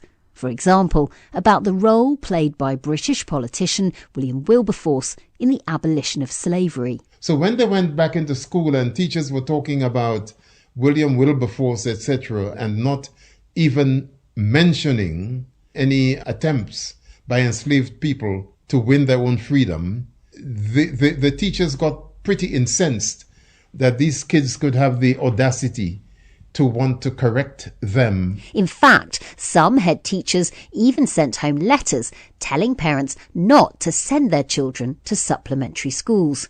The police too got involved. Local police commanders would tell vicars, you should stop renting your church hall to these people because they're not a force for good in the community. And they're encouraging children not only to believe in and indulge in black power, but to sow divisions between themselves and West. Caroline Bailey has been talking to Nina Wilner, who served in Germany with US military intelligence in the 1980s, when Berlin was the spy capital of the world. When I came into West Berlin as a young lieutenant, the tensions were absolutely heightened at that time. It was the height of the Cold War, really, at that time. This was the nuclear arms race, the space race. It was a time when you had these two starkly different ideologies of democracy and communism, democracy in the West, communism in the East, pitted against one another in conflicts around the world. Nina Wilner, then an officer in the US Army, arrived in West Berlin in the autumn of 1983. A lot of eyes around the world were focused on the sort of demarcation line between the East and West. It was very heavily patrolled by the US and the Brits and the French on the one side, the western side, and the East Germans and Soviets on the east side. This was because immediately after the end of the Second World War, the Allies who defeated the Germans, the French, British, Americans and Soviets, had divided the country into zones. The Soviets had the East, but at its heart was the divided city of Berlin, where Nina was stationed. Were you aware of spy activity, of being targeted yourself by the other side? I was. Every Allied soldier was briefed before they came to Berlin or in Berlin about the dangers of the East Bloc agents. Were you approached ever? There were several, but one incident that I felt very strongly that it possibly could be. This took place in West Berlin, where Nina had been asked to help at a local social event. I had a duty as a young lieutenant to work some roulette table or something for a festival they had, and there was an approach by a very attractive young man who kept making eyes at me, told me I was the most beautiful woman in the world, and this sort of thing. But I think if you worked long enough in Berlin, you had a little radar, a little warning sign in your head that just, went up when you felt you were being approached. You just had to be very careful. And so I believed that he was a possible approach, and of course I shut that off immediately. Soon, Nina Wilner was being sent into communist East Berlin to do her own information gathering. She was, in fact, the first female US Army officer to lead one of these operations on the other side of the Berlin Wall at the height of the Cold War. An agreement dating back to 1947 allowed small groups of military personnel from the West to enter East Germany, and likewise allowed Soviet personnel to travel to West Germany. On the face of it, it was about freedom of movement between former allies, and they had to keep to specified areas. But of course, both sides were busy gathering intelligence about the other. Basically, the idea was to find out any information we could that would give us a better picture of what the Soviets were doing, that could give us an indication of a possible attack. So these targets would be anything from observing training to observing new equipment to observing the movement of equipment on rail lines. Also, they had parades, much like the huge Soviet military parades in Moscow. So we were able on those days to get up close to some of those pieces of equipment. This was October 1984 and the 35th anniversary of the founding of East Germany. The military were the final guests at East Germany's birthday celebrations, and they brought their Russian presents with them. Together they reflected adequately the tense state of East-West relations. Although the military trips into East Germany were allowed, the missions could be dangerous. A Soviet guard has shot dead an American Army officer working for the United States military mission in East Germany. One day intelligence gathering missions. We were approaching a target, and all of a sudden, Soviet soldiers took their positions up around our car in the middle of the forest. The Soviet officer came around to my side of the window and yelled in Russian, "Open your window." And I did not do that. He had a gun to my head through the window. This was after the Nicholson incident, so I had to gauge quickly, would this soldier be trigger happy like the other Soviet sentry in Major Nicholson's case? They were well out of range of their base in the West, but she picked up the radio microphone in front of her as if having a conversation with her boss. I pretended to listen and speak and listen and speak, and then I put the mic back into the clip And I very slowly looked up to him, and his hand with the gun started shaking. And I think he just didn't know what to do. And so I felt like I could take charge in that moment. I sort of motioned with a hand motion to my driver, and I said, "Let's go, inch it out slowly." He said, "Ma'am, there's a Soviet soldier with an AK standing right, buttressed up against the car." And of course I could see that. And I said, he'll move. We moved out inch by inch, and then we made it out of there, and then we picked up speed and took off. But each trip into East Berlin had a personal significance for Nina Wilner. Her mother had escaped from East Germany at the age of 20 in 1948, leaving her family behind. She made it to West Germany and after getting married moved to the United States. Contact with her family had been sporadic over the years. Nina's relatives had no idea that she was in the US Army or that she was operating in East Germany. However, on those duty missions into the East, Nina never stopped wondering. She remembers driving through a residential area one day. There was a woman working in her garden, and she saw us come through. There was a tiny American flag on the side of our car.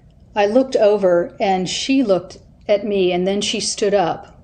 She just nodded. I thought, this could be my aunt, this could be my grandmother.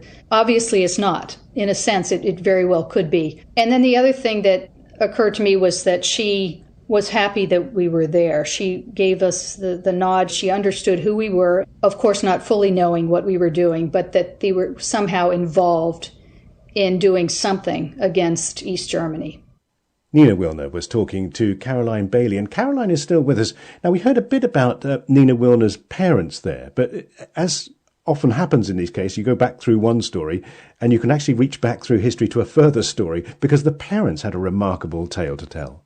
It was a remarkable story because Nina's mother escaped from East Germany, as we heard in the piece, back in 1948, and she met Nina's father in Heidelberg in West Germany at the end of the war, obviously, but he was a German Jew. And he had been in concentration camps during the Second World War. He lost all of his family who died in the Holocaust, but he managed to escape. He was actually on a death march. Now, this was when prisoners in concentration camps were being moved, and there was a lot of movement towards the end of the war. And on one of these marches, called death marches, because often prisoners who were in a very bad state health-wise would actually die, he managed to escape. And he was picked up by American soldiers who took him in. He was then able to give them details about German positions.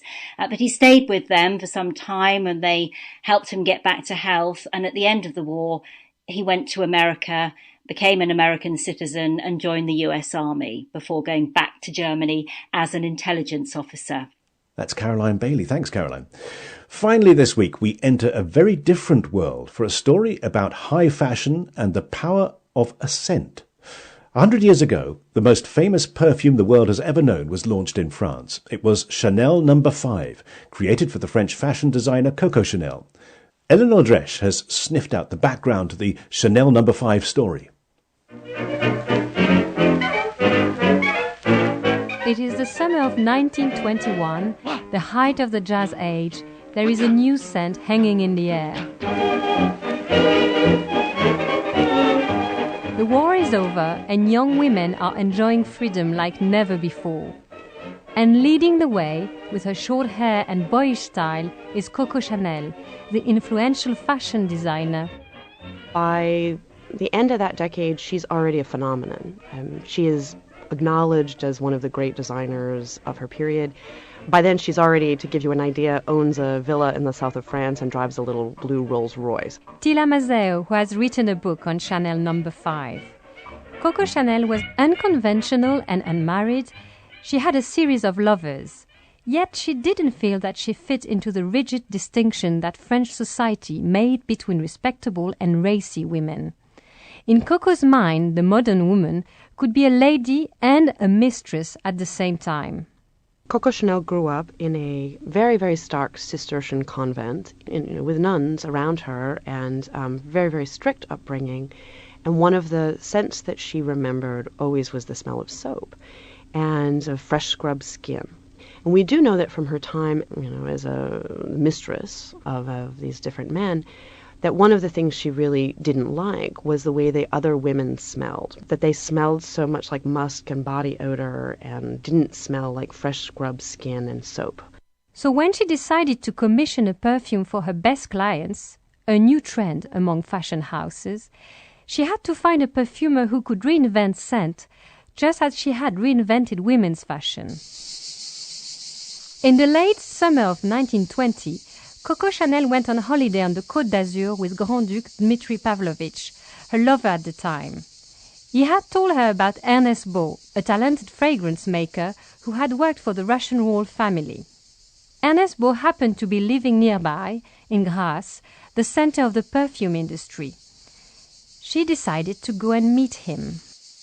He was very well sort of read and sophisticated character, which was not the case of all those perfumers in Grasse who were more specialist than anything. Perfume editor and nose Frédéric Malle. Coco asked Ernest Beau to create a scent that would reflect her personality, something abstract and unique. And for Frédéric Malle, Beau was her perfect match. He was one of the very few perfume makers who had managed to master the use of chemicals called aldehydes. The grail in perfumery has always been to create very fresh fragrances that last. Remember that in those days, the only way to create fresh fragrances was to use citrus, like lemon and bergamot and orange and all that. But these things are very fresh and very charming, but they don't last on the skin. I mean, they last for an hour and then they're gone. So chemists already had isolated a piece of those citrus, and they were called aldehydes. They were extraordinarily powerful, and so when they showed them to perfumers, everybody was completely scared of them. But Ernest Beau, who was quite curious, was diluting these very, very powerful ingredients, chemical ingredients, and putting just a drop of them in their flower compositions so that their freshness would last a bit longer. So it was a trick rather than anything else. It took Ernest Beau several months to perfect a new fragrance. He eventually came up with 10 samples and presented them to Coco Chanel, numbered 1 to 5 and 20 to 24. She picked number 5. Legend has it that the concoction was actually the result of a laboratory mistake. Beau's assistant had added a dose of aldehyde in a quantity never used before. It was one of these extraordinary moments in the sense that she was smelling something which had never smelled before. And I think that the emotion of smelling something completely new is like seeing contemporary art. Is something extremely powerful.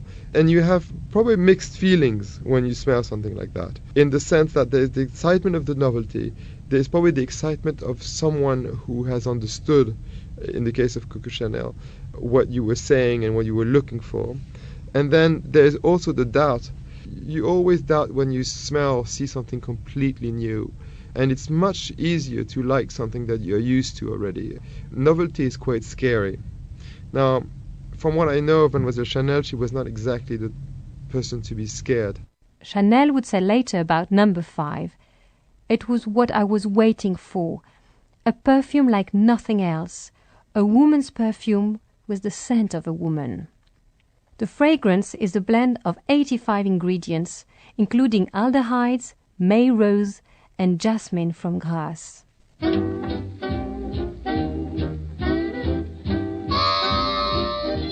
To celebrate, she took Ernest Beau and other friends to a famous restaurant on the French Riviera, and she came up with a plan.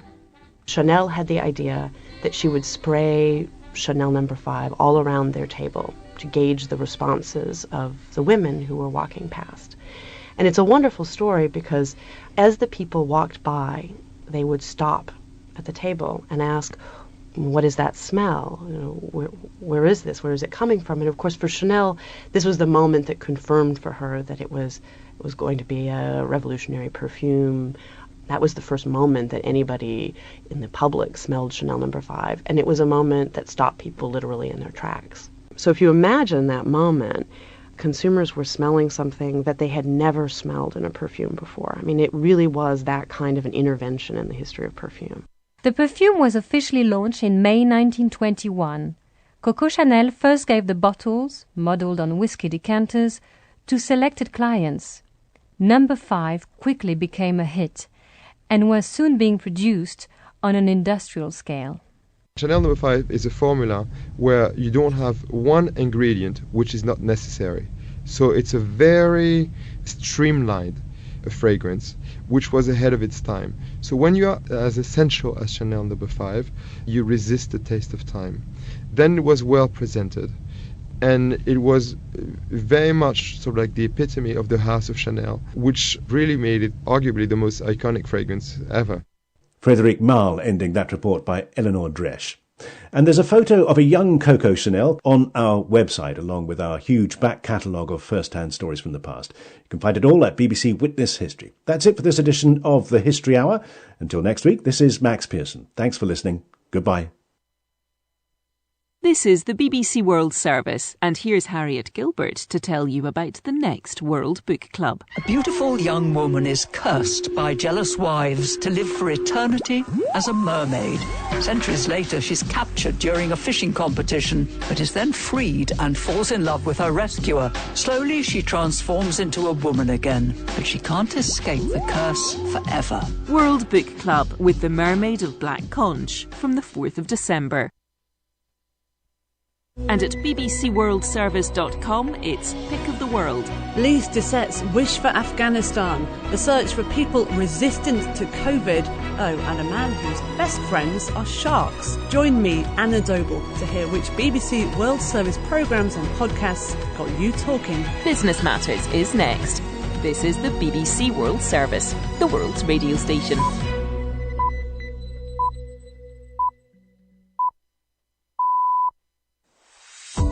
It's 1 o'clock GMT. I'm Jamie Robertson. This is the BBC World Service. It is evening in Washington, morning in Beijing, where the presidents of the United States and of China will now face each other over a video call over the next few hours. On Business Matters, we'll weigh up what the two men are discussing and how it will affect our world. And in Delhi, the industrial smog that has plunged the city into an asphyxiating gloom is starting to thin. But how long can a country carry on polluting its capital? And finally, is there a graceful way to wave off a colleague? There are plenty of leaving gifts that can deliver a good riddance message for you. Mugs with slogans like, "Good luck finding better colleagues than us," or "Congratulations on pursuing your dream of not working here." We'll explore the best and the worst ways to say goodbye on Business Matters here at the BBC. That's after the news. Hello, I'm Moira Alderson with the BBC News. After months of negotiations, President Joe Biden has signed into law a bipartisan $1 trillion infrastructure bill. Before the signing, Mr. Biden said that America was moving it again, and his message to the American people was that their lives were going to change for the better. The support of some Republicans was crucial in pushing the legislation through a divided Congress. David Willis reports. Flanked by lawmakers from both parties, President Biden hailed the bill as the most significant investment of its kind in more than half a century, and one that would create millions of well-paid jobs. As well as a nationwide network of electric vehicle charging stations, the bill provides additional funding for roads, bridges, ports and airports, and provisions for upgrading America's power grid and modernizing its public transport systems. President Biden is holding his third and most extensive talks yet with his Chinese counterpart Xi Jinping in a video conference. They're expected to discuss Taiwan trade, China's expanding nuclear arsenal and the outcome of the COP summit. Steve Bannon, a former senior White House advisor to Donald Trump, has appeared in court following his indictment last Friday on 2 counts of contempt of Congress. He's charged with refusing to testify or provide documents to a congressional committee investigating the violent attack by supporters of Mr. Trump on the US Capitol in January. Mr. Bannon didn't enter a plea. After the hearing, he said his supporters should remain focused on taking what he described as the illegitimate Biden regime. I'm telling you right now, this is going to be the misdemeanor from hell for Merrick Garland, Nancy Pelosi, and Joe Biden. Joe Biden ordered Merrick Garland to prosecute me from the White House lawn when he got off Marine One. And we're going to go on the offense. We're tired of playing defense. We're going to go on the offense on this and stand by. A panel of inquiry set up by the Nigerian authorities to investigate the shooting of protesters in Lagos just over a year ago has submitted a damning report against the army and police. A version of the report has appeared on the internet, as Mayeni Jones reports. The report leaked on social media has no signature or date, but sources close to the inquiry confirmed to the BBC that it's the final version. The panel of inquiry, made up of legal professionals and activists, found evidence that soldiers shot and killed unarmed protesters on the night of the 20th of October. The report lists the names of 48 casualties, 11 of which are dead and 4 which are missing, presumed dead. The panel says that after the army retreated, police officers continued the violence and tried to clean up the scene by removing bullets. Eyewitnesses said that trucks carted away bodies. World News from the BBC. The President of Ecuador, Guillermo Lasso, has announced that the armed forces and the police will control security inside prisons from now on, following a riot that left 68 inmates dead at the weekend. Prisoners from rival gangs used guns, machetes and grenades to attack each other before the authorities regained control of the Litoral Penitentiary in the city of Guayaquil. Several Cuban opposition activists have been detained or prevented from leaving their homes ahead of planned anti-government protests. Dissident groups have reported on social media the arrest of former political prisoners and high-profile dissidents, including the leader of the Ladies in White group, Berta Soler, and her husband Angel Moya. Police have been deployed across central areas of the capital, Havana. An anti-corruption party founded in September has emerged as the winner in Bulgaria's parliamentary elections, the third this year. With almost all the votes counted, the PP, or We Continue the Change party, won more than a quarter of the vote. Here's our Central Europe correspondent, Nick Thorpe. We Continue the Change is known in Bulgaria by its initials, PP. It was only formed in September this year and won this election with 25.5% of the vote, followed by Gerb with 23.8%. During the campaign, the PP leaders, Kirill Petkov and Asan Vasilev, toured the country in a dark blue bus, campaigning American-style directly to the people. Both were ministers of economics and finance in the caretaker government which has run Bulgaria since May. The US has condemned Russia for carrying out what it called a dangerous and irresponsible missile test that it says endangered the crew aboard the International Space Station.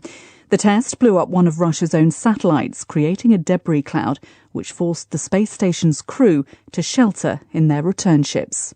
BBC News.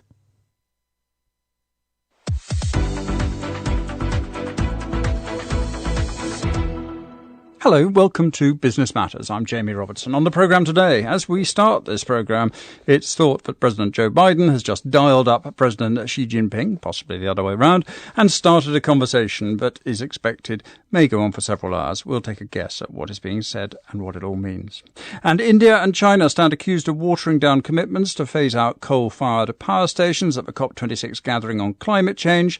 And as the summit drew to a close in Glasgow, over 4,000 miles away, Delhi was enveloped in polluted smog, forcing businesses and schools to close. The first whiff you get when you wake up in the morning and you open the door and you walk out into the balcony or just outside the door, the air is toxic, it's almost acrid. We will be discussing whether those two events are indeed connected. I'm going to be joined throughout the programme by two guests on opposite sides of the world. Sushma Ramachandran, an old friend of the programme, an independent business journalist and columnist for the Tribune newspaper, joins us from Delhi. Sushma, how are you? How's the atmosphere outside?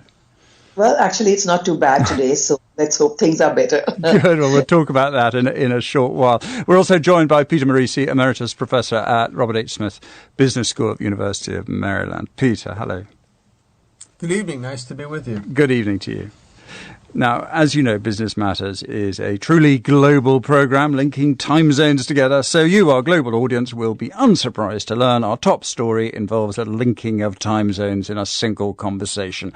On Monday evening in the US, Tuesday morning in China, about now, President Joe Biden of the US, Chinese President Xi Jinping will spend several hours talking by video to each other about the relationship between the two countries. White House Press Secretary Jen Psaki and outlined what might be on the agenda.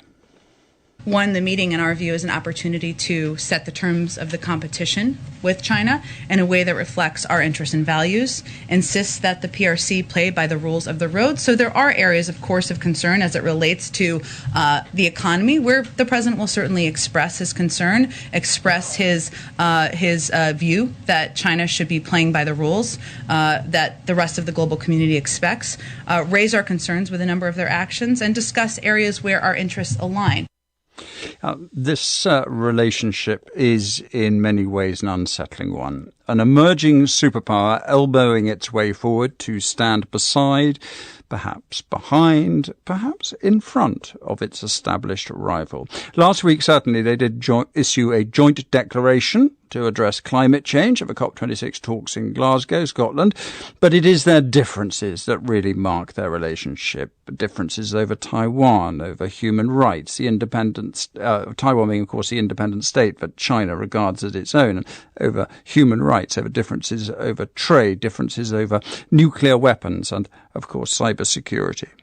I talked to Ray John, who's Programme Associate of the Kissinger Institute on China and the United States at the Wilson Center, and I asked her where relations between the two countries stood at the moment. U.S.-China relations have been relatively consistent, not stagnant. There's been a lot of events over the past year. COVID is still going on, and the United States and China have a lot of issues that they need to approach each other about at this point in time, which is, I guess, the premise of this virtual summit this evening. So what do you think President Biden wants to get out of this? President Biden likely wants to have the time face-to-face with Xi, even if it's, through screens, to reiterate his standpoints on values, the United States' economic recovery after the tolls taken on during COVID. However, I would guess that there's not going to be a whole lot of movement expected. Tariffs and other types of economic restrictions on China are likely going to stay put. And White House officials have signaled that you really shouldn't expect a huge, reinvent the wheel investment treaty or something coming out of the meeting.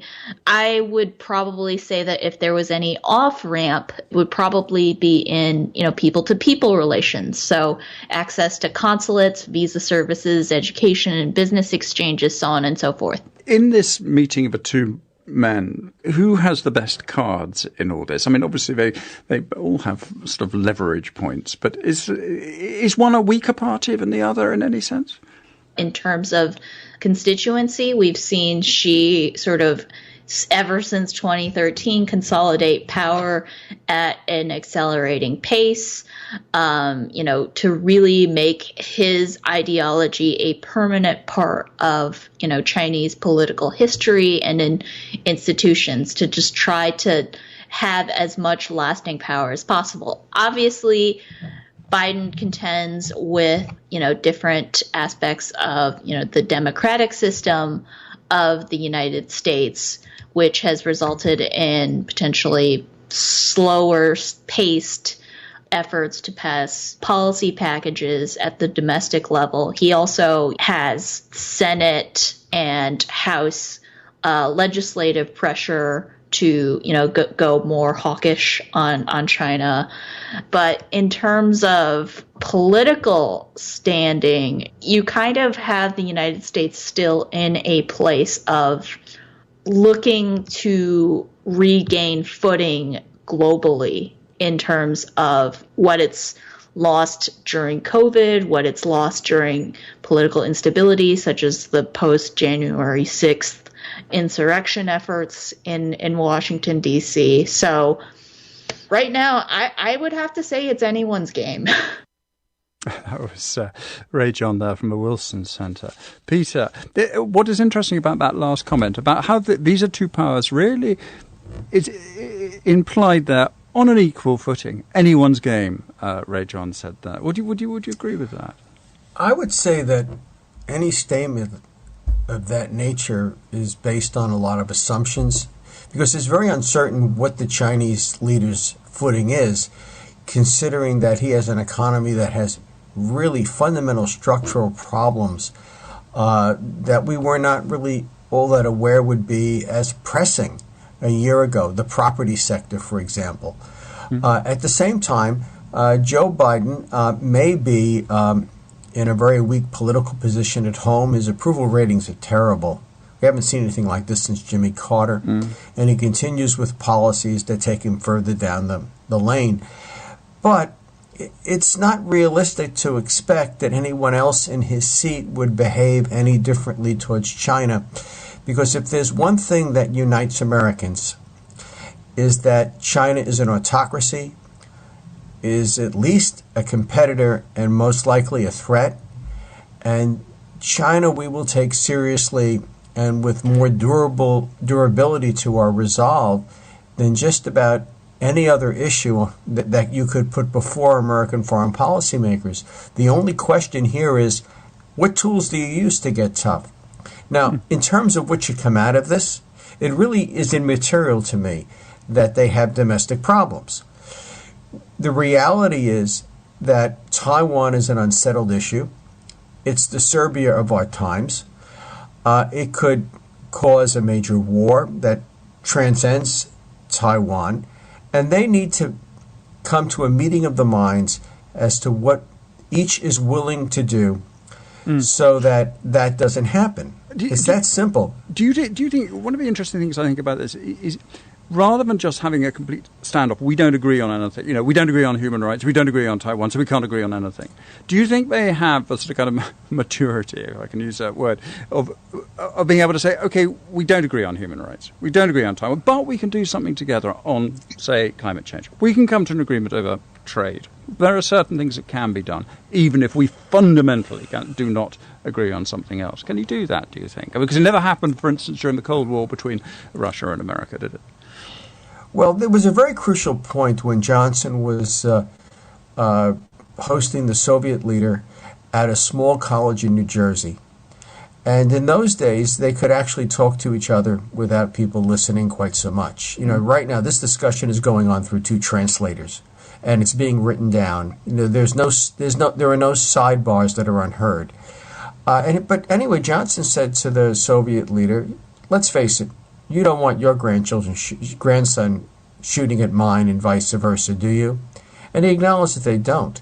And that defined the relationship. It became one of economic competition, brinksmanship, operations through surrogates.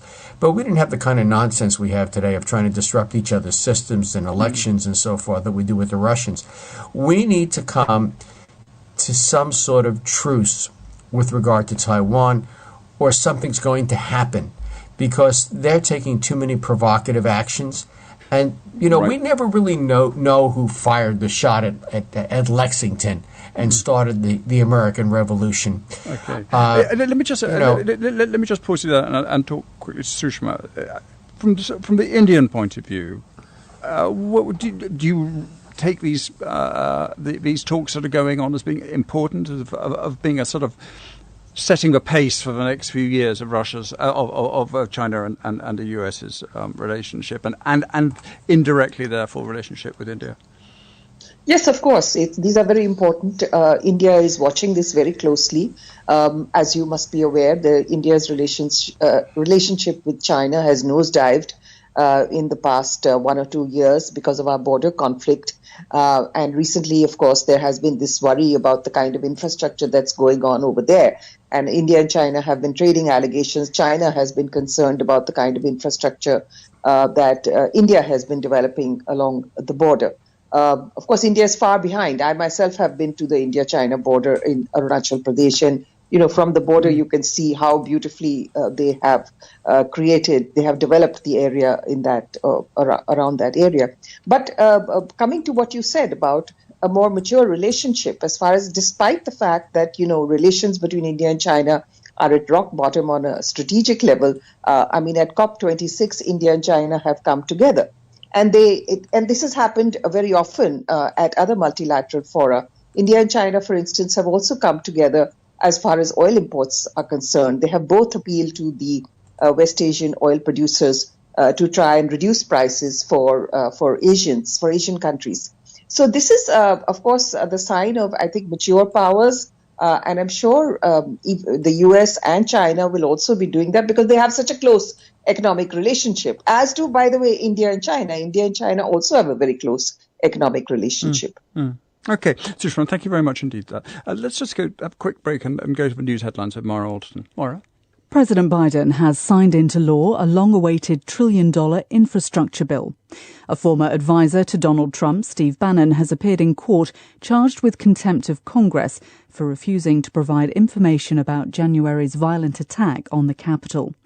A leaked Nigerian official report on the shooting of anti-police brutality protesters last year concludes that soldiers deliberately shot dozens of people and the police then tried to cover it up. And the armed forces and the police in Ecuador are to take control of security inside prisons after a number of deadly riots by drugs gangs. Maura, thanks very much indeed. Sushma, I don't know if you've actually done this. Just before we came on air, I did actually check the air quality in India's capital, where of course you are. You said earlier that things were clearing a little bit. Sushma? Hello, Sushma. Sorry, I was asking whether you'd actually about the air quality. AQI. I was just looking out the window. So the AQI might be very high. That's there's no doubt about that. But I think on this, one has to understand that there's a difference between what's happening in Delhi, the pollution, which is a seasonal issue and of course needs to be tackled, and what has happened in COP26 over the issue of carbon emissions. I'm going to come on to that in a second, actually. But there's a couple of other things I want to talk about. I mean, just to sort of setting the scene a little bit for people, because this idea of what is being considered to be hazardous levels of pollution in Delhi. If you compare it with what's going on in Beijing or in London, the air quality index is just below 500 in the worst parts of Delhi. In Beijing, it's 97. In London, it's 72. Delhi has ordered schools to close for a week and may impose a citywide lockdown. The Environment Minister, Gopal Rai, said rising pollution after the Diwali religious festival left the government with no choice but to act. Delhi ke andar jo the problem of pollution has increased after Diwali, and it has changed a lot in the last 10 days. That's why the Delhi government is taking steps at different levels. From today, all schools, colleges and institutes in Delhi have been closed. Construction activities have been stopped, and employees and officers in the government offices have been told to work from home. We hear now the voices of some Delhi residents who've been offering different opinions about whether schools should be closed. This is not the solution. I know the children are getting affected by the pollution, but this is not the solution. They have to take very strict actions regarding this one. So policies needs to be changed, right? Definitely, it's not a long-term solution, but what it was a few weeks back, right after the festival of Diwali, it was really bad, the air quality, but and now the levels have gone down. So now once the school reopens, it will be an ideal situation for the children to attend school. Well, the BBC's Arunadhay Mukherjee is in Delhi. He told World Business Report's Rob Young what it was like being outside breathing the city's polluted air. It's getting worse by the year, and as someone who's been living in Delhi for several years, I can tell you, compared to previous years, it's just getting more and more acute. The first whiff you get when you wake up in the morning and you open the door and you walk out into the balcony or just outside the door, the air is toxic. It's almost acrid. Usually you feel it in your throat, you feel it in your nose. You immediately want to just shut the doors and the windows and go right back inside. And that's what a lot of people in the northern part of India are doing. They're keeping their doors shut, their windows shut, even though the temperatures have fallen and the weather's really nice, but you are not able to really go out and enjoy it because of this thick smog. Why then have the authorities decided that schools in Delhi should close for a week or so? Because that won't affect the level of pollution, will it? It may well protect the children, but it won't affect the level of pollutants going into the air. That's right, and that's exactly what many experts have pointed out, that these are reactive measures. They're not preventive measures. And basically, this is after a crucial hearing at the Supreme Court in India that took place over the poor air quality, where the Supreme Court took the Delhi government to task and said that, you cannot give, and I quote, lame excuses or even pass the buck. But as of now, as far as a quick fix, if we can call it, the Delhi government has decided to keep the schools closed for a week. They've also asked construction sites to shut down for 3 days. There is another emergency meeting that is taking place tomorrow. There will be another Supreme Court hearing based on that meeting tomorrow, and that Supreme Court hearing is on Wednesday, so they will take another call. But many experts are pointing out the days are passing without any concrete solution being taken, and before any decision is arrived at, the entire North is still breathing this air, and that continues to be quite a crisis, really. Arunde Mukherjee there, speaking to Rob Young. So, Sushma, let's come back to you, and a subject which you began to introduce a few moments ago, about the link to COP26. From the point of view of the world looking on, at COP26, you saw India and China basically slowing down the phasing out of coal. The same day, pretty much, that happened, Delhi air is thick with pollution. And people from outside must look and say, how can you have done that when this is happening to your own city? Yes, I think that was the issue. I think there is really no link between Delhi pollution and what was happening at COP26, which is what I said earlier. In Delhi, this is an issue which Arunde has explained very well.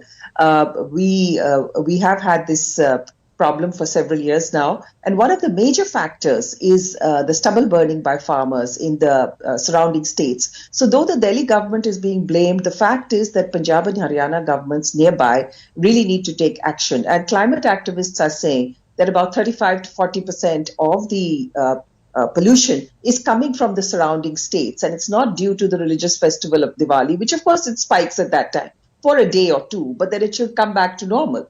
So this is something that on a long-term basis needs to be handled, and it's actually become a political issue because elections are coming up. So that's pollution in Delhi. But as far as COP26 is concerned, the talk, which you rightly said, there is a concern that China and India have got together and they have talked about, they've watered down the phraseology. I think what's very interesting is that the Western media has not talked about the fact that, the North, the developed countries, have made a commitment to provide climate finance, and loss and damage mitigation measures have completely been sidelined. And the 2009 commitments of providing $100 billion every year are just being pushed forward every year, and including at COP26. And while they are doing that, you're having consecutive typhoons in the Philippines, you're having consecutive droughts in Africa, and sea levels are rising, which are affecting countries like India. So, and also when you talk about, everybody talks about India and China being the highest carbon emitters, among the highest carbon emitters. The fact is, on a per capita basis, the emissions in India are only 1.8 tons as compared to 16.2 tons in America, 17 in Australia, and roughly about 16 in Canada. So, and the average for the world is 4.8. So the emissions level in India per capita, that is for me, is only 1.8 as compared to probably for you 5.8 in London.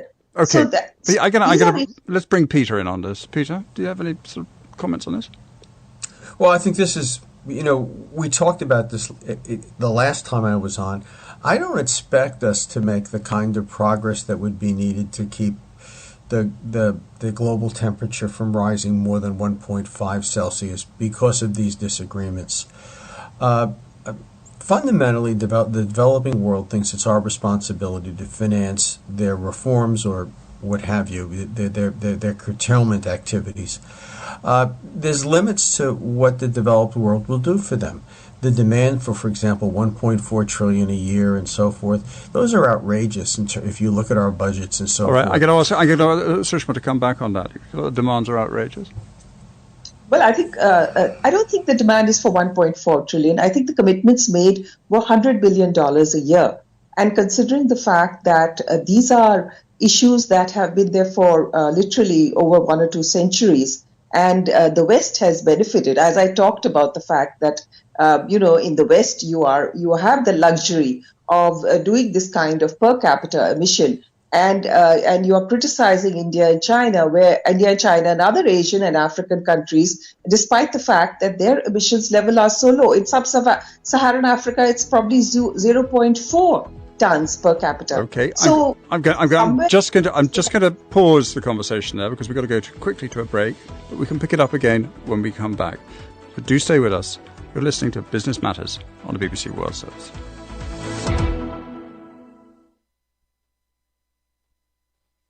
This is the BBC World Service, looking into the subject of pain and how we deal with it. I'm Dessa, exploring the hidden motors that drive human experience and behavior. Why do you do the things you do? I can't take a full breath. I can't cry. I can't talk. And then down to, I can still live my daily life. How do we perceive pain? And how can it affect the way in which we perceive ourselves? There's a whole bunch of taboos around illness and speaking about it. A little soreness after a run we often code as good, like evidence of a hard workout. Meanwhile, dreading an impending painful experience, say dental work, can actually intensify our suffering. It is this private subjective experience. So how does the way we think affect the way we hurt? We have a need to justify our actions. Talking about pain is challenging because it's a private experience, but also it just sucks socially. Deeply Human. Catch up with the whole series at bbcworldservice.com/deeplyhuman.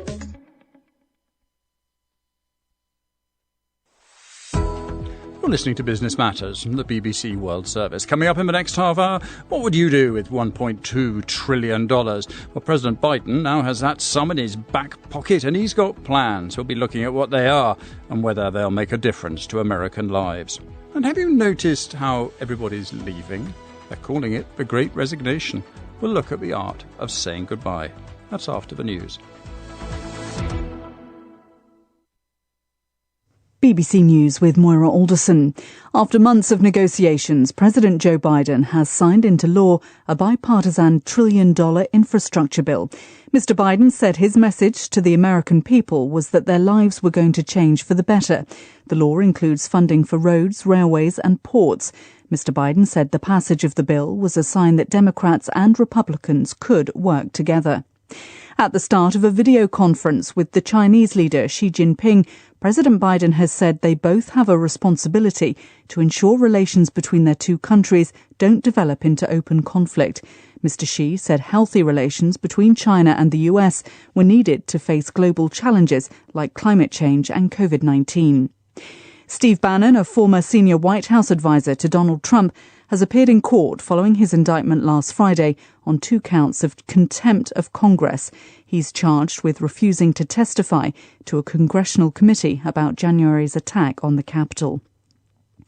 The president of Ecuador has announced the army and police will control security inside prisons following a riot that left 68 inmates dead at the weekend.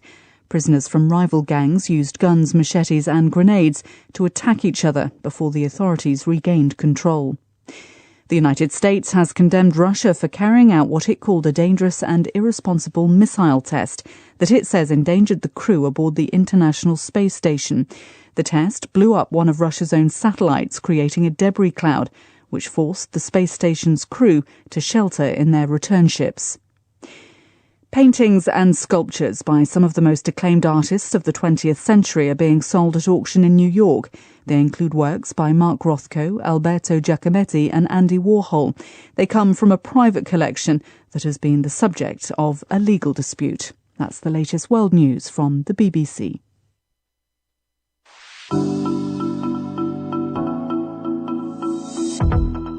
Back to Business Matters with me, Jamie Robertson, Peter Marisi in Washington, Sushma Ramachandran in Delhi. Let's just return to our conversation we were really having about the sort of the final days of the COP26 meeting. And Sushma, just recap very briefly, before I can put these points to Peter. You were just saying that it's really the historic contribution, isn't it, to climate change that the rich North has made, which in a way the South wants paying for remedying. Is that right? Have I put that right? Yes, the fact is that It's not that the South is really would want to take these kind of funds from the North if they had the resources. The fact is that these are poor countries, and you are asking them for very, very overarching changes in their economic development.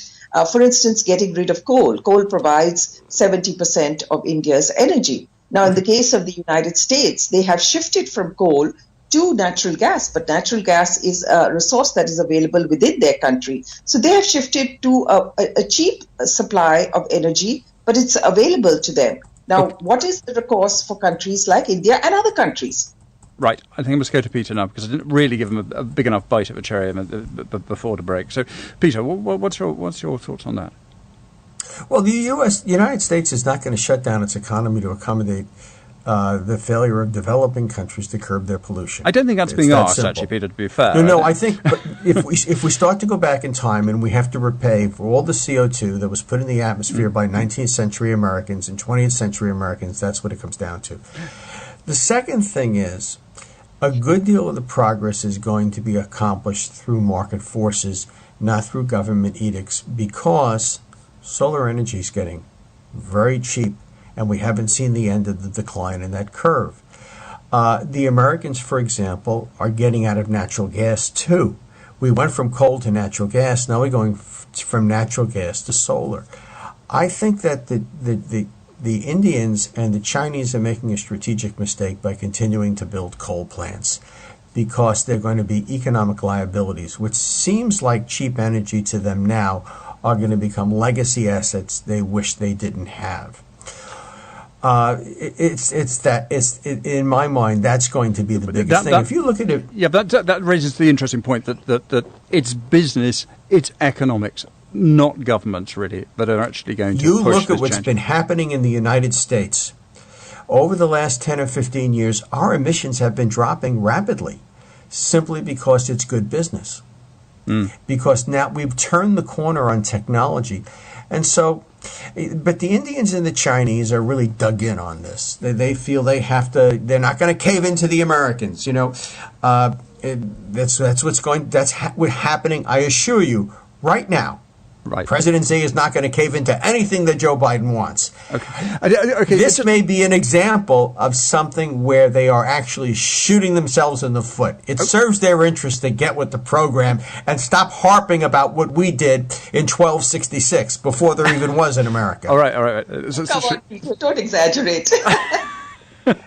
Well, I mean, you sort of baited me a bit. Come on. Yeah, I think 1266, we'd barely discovered coal at that point.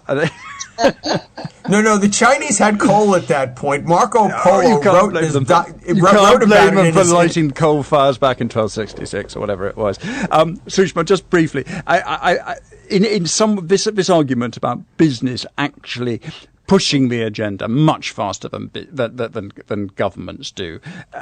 Is business going to be allowed to do that, do you think, given that the incentives to do that in India and in China, for that matter? Well, of course, business is a factor, as Peter says, but the fact is, for a country like India, for countries like India and China, which are very, very large, the government role is very important. And subsidies for solar energy in India have been huge over the years. And now, of course, as he says, the prices are coming down. But when it wasn't, the subsidies were there. I think one thing I want to point out here is that the very mention of coal and fossil fuel in the COP draft, in the COP declaration, is a very significant thing. I think it was mentioned on the BBC in one of your interviewers said that it was like in the past, all the conferences didn't talk about fossil fuels. Simply, it's like talking about the pandemic and not mentioning the virus. Why is that? The fact is that nobody wants to talk about phasing out petroleum and natural gas. These are also carbon emitters. This is the heart of the matter, and the North doesn't want to talk about phasing out these issues. So right. I think these are difficult issues, both for India and the US, no doubt, of course, and it has to be tackled for the entire world, the planet. Sushma, thank you. We will, I'm sure, return to this in just a few moments, probably in a sort of slightly different way, because I want to talk about President Joe Biden's infrastructure bill. He has, in the last few hours, signed this flagship $1.2 trillion bill into law. It's a boost for the president. As Peter was saying earlier, his approval ratings have hit an all-time low. The signing ceremony came just days after the bill, which includes about $550 billion in new spending on roads, bridges, tunnels, airports, broadband, other infrastructure improvements, was approved by the US House of Representatives. We're going to go back to that list in a second. First, let's just listen to the president at the White House on Monday after the signing. The world has changed, and we have to be ready. My fellow Americans, today I want you to know we hear you and we see you. The bill I'm about to sign along is proof that despite the cynics, Democrats and Republicans can come together and deliver results. We can do this. We can deliver real results for real people. We see in ways that really matter each and every day to each person out there. And we're taking a monumental step forward to build back better as a nation. I ran for president believing it was time to rebuild the backbone of this nation, which I characterize as working people in the middle class. They're the ones who built the country. And to rebuild the economy from the bottom up and the middle out. This law delivers on that long overdue promise, in my view. It creates better jobs for millions of Americans. As President Biden there. Well, let's go live to David Willis, our North America correspondent in the US. David, how hard was this for President Biden to get through the House and the Senate? He had to fight for months over this one, Jamie. It wasn't easy at all, just to get his own party, in fact, to vote on the matter amid all the differences that existed between progressives and moderate wings in his own Democratic Party. But there was a very festive atmosphere today for the signing of this bill on the South Lawn of the White House. I think a sign of the general sense of relief as President Biden hailed this the most significant investment of its kind in more than half a century, one that will create millions, he said, of well-paid jobs. Now, when we talk about infrastructure, we sort of immediately think about roads, bridges and tunnels, I think, probably, perhaps airports. Is it going to go beyond that?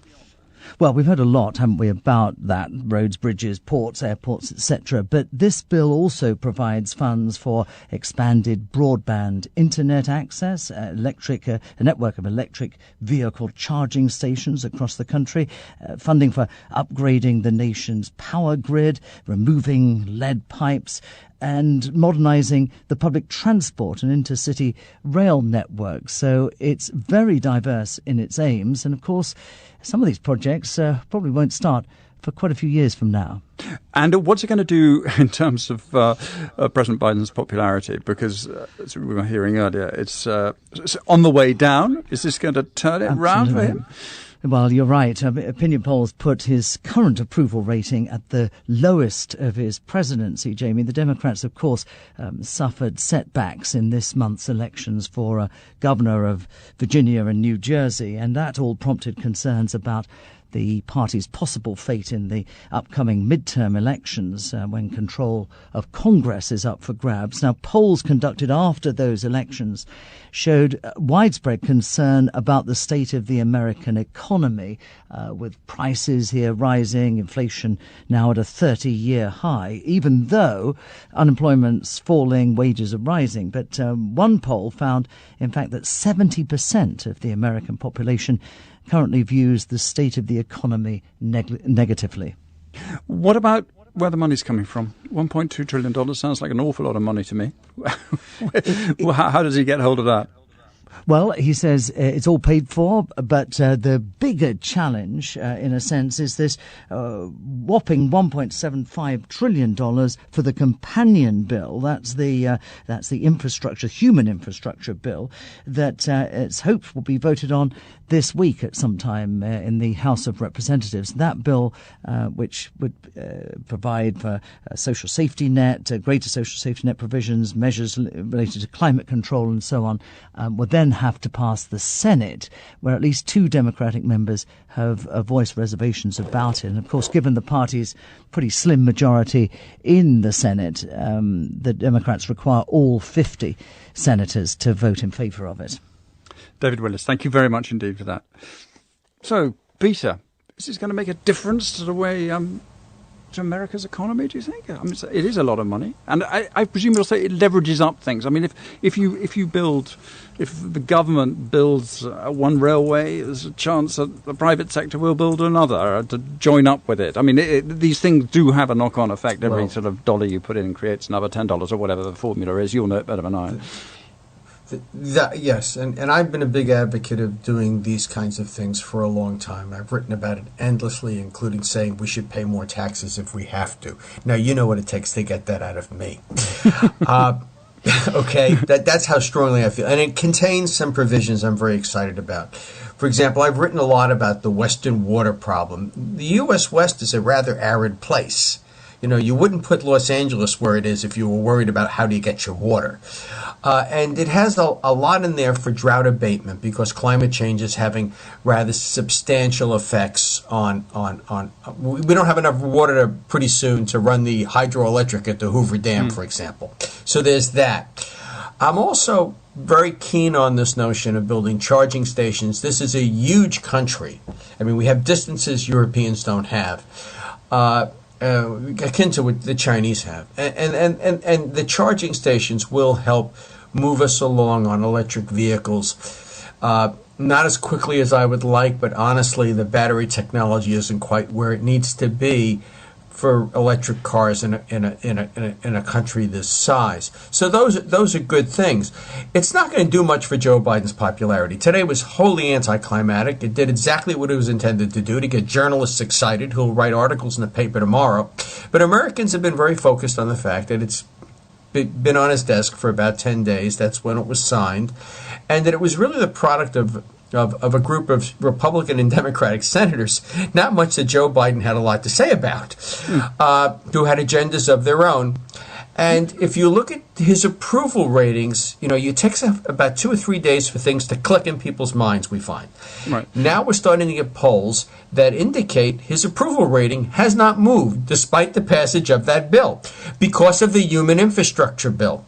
That thing has people really worried about debts and deficits. This infrastructure bill isn't wholly paid for the way he said. I mean, the CBO scoring, the official umpire in America on these kinds of things, the Congressional Budget Office, has it costing money. There are private sector groups that people respect on both sides that do scoring and says it's costing us money. And the private infrastructure bill, labeled at $1.75 trillion, will likely cost us about $4 trillion. And it won't even raise $2 trillion in the taxes that it imposes. So people are very worried about that, to the point that Democrats who served in the last White House and the Clinton White House are writing articles in the newspaper saying, Joe, hold on, you're veering too much to the left and you're trying to do too much. Okay, Democrats are telling him that. One question I want to ask you, Peter. I mean, as a sort of, I'm sure I'll call you a card-carrying Republican, but I'm not. No, I was rather assuming that. Saying, but you come from the right, and the right generally considers that governments are very bad at spending money. They don't know where to put the cash. The private sector does. I mean, that's what markets are all about. They know where the resources should be. So, I mean, if you're going to spend $1.2 trillion, I mean, really, the government really the right people to be spending it? Well, I think you're being unfair to conservatives. We've always acknowledged that cities have police departments and they shouldn't be private operations. Likewise, long ago we gave up on the notion that roads should be toll roads in places like Texas, which kind of come around to modern principles very slowly. There are things that governments have to do simply because it's necessary. They're what we call public goods or merit goods, things that the private sector doesn't do well. And so a lot of these projects fall in that category. For example, the drought work. The private sector would have never built the Hoover Dam on its own. Right. So no, that's not an issue to me. Okay. It's not an issue. No. Let's go for an Indian. I want to fire. Do you want a fire department? You don't do fire departments by private subscription anymore. I know, and I know, absolutely right. Well, let's get an Indian perspective on this. Sushma, India has been promised infrastructure building, hasn't it? What has happened over the last 3 or 4 years? Actually, this was announced last year, what was called the National infrastructure pipeline, and the value is probably roughly the same amount as Joe Biden has announced, $1.4 trillion. But of course, it's over a 5-year period. Last year, of course, being a pandemic year, nothing much happened, but it has started this year. And, you can see the results in the fact that the economy is already sort of revving up. Things are much better as far as economic growth is concerned. In fact, surprisingly much better. Nobody expected this kind of a revival. So in India also the same questions are being asked as in the US. How are you going to finance it? So in this, of course, the major bulk of the funding is going to come from the government, from the central government, but they are expecting the states to chip in. And then, of course, there is the role of the private sector, which is also going to be involved in roads and things. And, of course, there is also, as your correspondent mentioned, the issue of broadband infrastructure. That also has been taken into account. I wanted to ask, trying to specify where this money is being spent, without going into building of coal-fired power stations. But what sort of areas of the country are being targeted? What sort of industries? Well, it's different from the US in the sense for the US, it's replacement of older infrastructure. In this case, it's new infrastructure because we don't have it. And some of the key areas, of course, are roads and bridges, ports, airports, and also in India, railways. Railways is a big transport mode in India. Of course, the British set up the Indian railway system, and we have built further on it. It's a great mode for transport, both for cargo and for people. So the railways. And then, as I said, as a broadband infrastructure really needs upgradation. A lot has been done. As far as electric vehicles, I also wanted to mention, even there, this issue of charging stations has been taken up. And this government has made a big push as far as electric vehicles are concerned. In fact, the Indian automobiles industry is up in arms because they're pushing electric vehicles so much, and they feel this has actually affected their sales. So yes, these are the areas where the money is going to go right now. Okay, Peter, I imagine they're not going to go back. In fact, I think I looked at the amount of money which is going to be spent on Amtrak, on railways in the US, and it was pretty small, I think. I get the impression it's electric cars that are going to be taking the limelight over the coming years. Well, Amtrak is a money loser in the United States because it's just plain cheaper to drive. And once we have electric vehicles with 500-mile range, they're going to be big competition for Amtrak. But Amtrak is something that politicians like to support and people on the East Coast like to ride. I would point out that the trains have rather high fares because we can afford to pay them. I use it. And so it isn't like that's the only money they get. We are going to be doing things. This is a good example of which we were talking about that aren't considered normally public goods. For example, the internet in my neighborhood is not built by the government. I pay for it. It's a private, utility. But there's places in the United States which are distant, that the residents are far apart. They're fairly poor, where it doesn't make economic sense to string the cable. This money will be for that purposes, so no one will be left out. We did the same thing with the telephone system in the 30s and 40s. It's just like saying we provide postal service to Death Valley.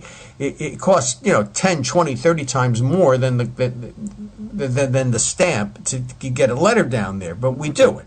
And it's just one of the things good governments do in democracies. Okay, Peter, thank you very much indeed for that, and to you, Sushma. I want to move on to jobs, really, or perhaps the lack of them, or perhaps the excess number of jobs. One of the most unexplained consequences of the pandemic has been the phenomenon of large numbers of job vacancies at the same time as having large numbers of people out of work. Time, of course, may sort this one out as savings shrink, need to work grows. But at this point in time, we can actually say more people have been leaving jobs than getting new ones. Some people have called it the Great Resignation, others the Great Attrition. Some survey data suggests as many as 65% of people are thinking about changing what they do, which is good if you enjoy leaving parties and listening to speeches, some heartfelt tributes, others less so. Peter Morgan's been thinking about how to bow out gracefully. I was once instructed to deliver a tribute to a talentless, disruptive and happily departing colleague. I had nothing nice to say about him, but my boss told me to make something up and to make it sound good. There can be few occasions in company life so lacking in sincerity than the ceremonials surrounding the exit of an unloved member of staff.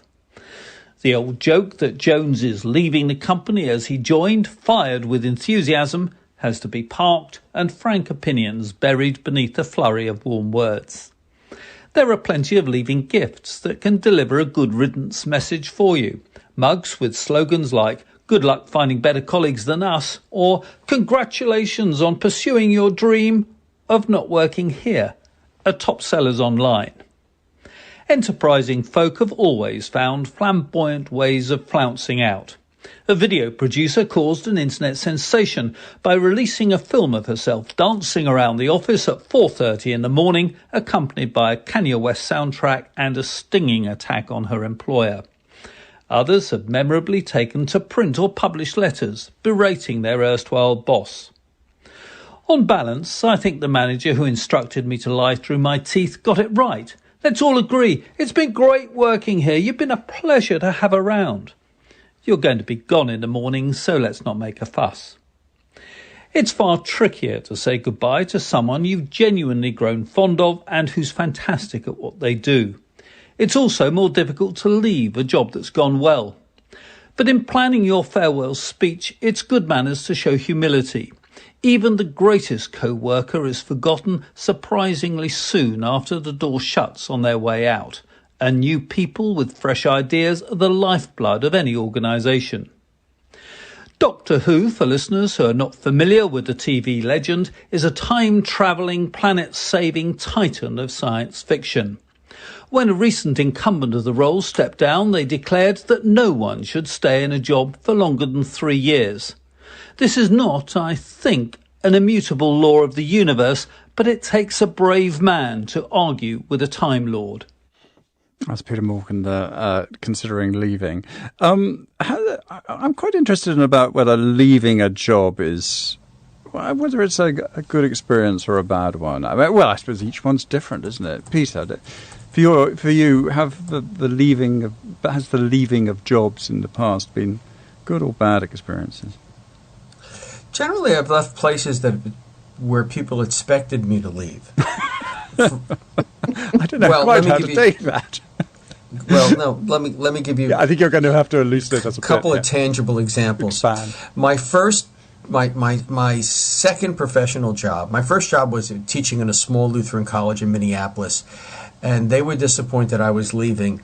But given the nature of my public policy interests, they were not surprised.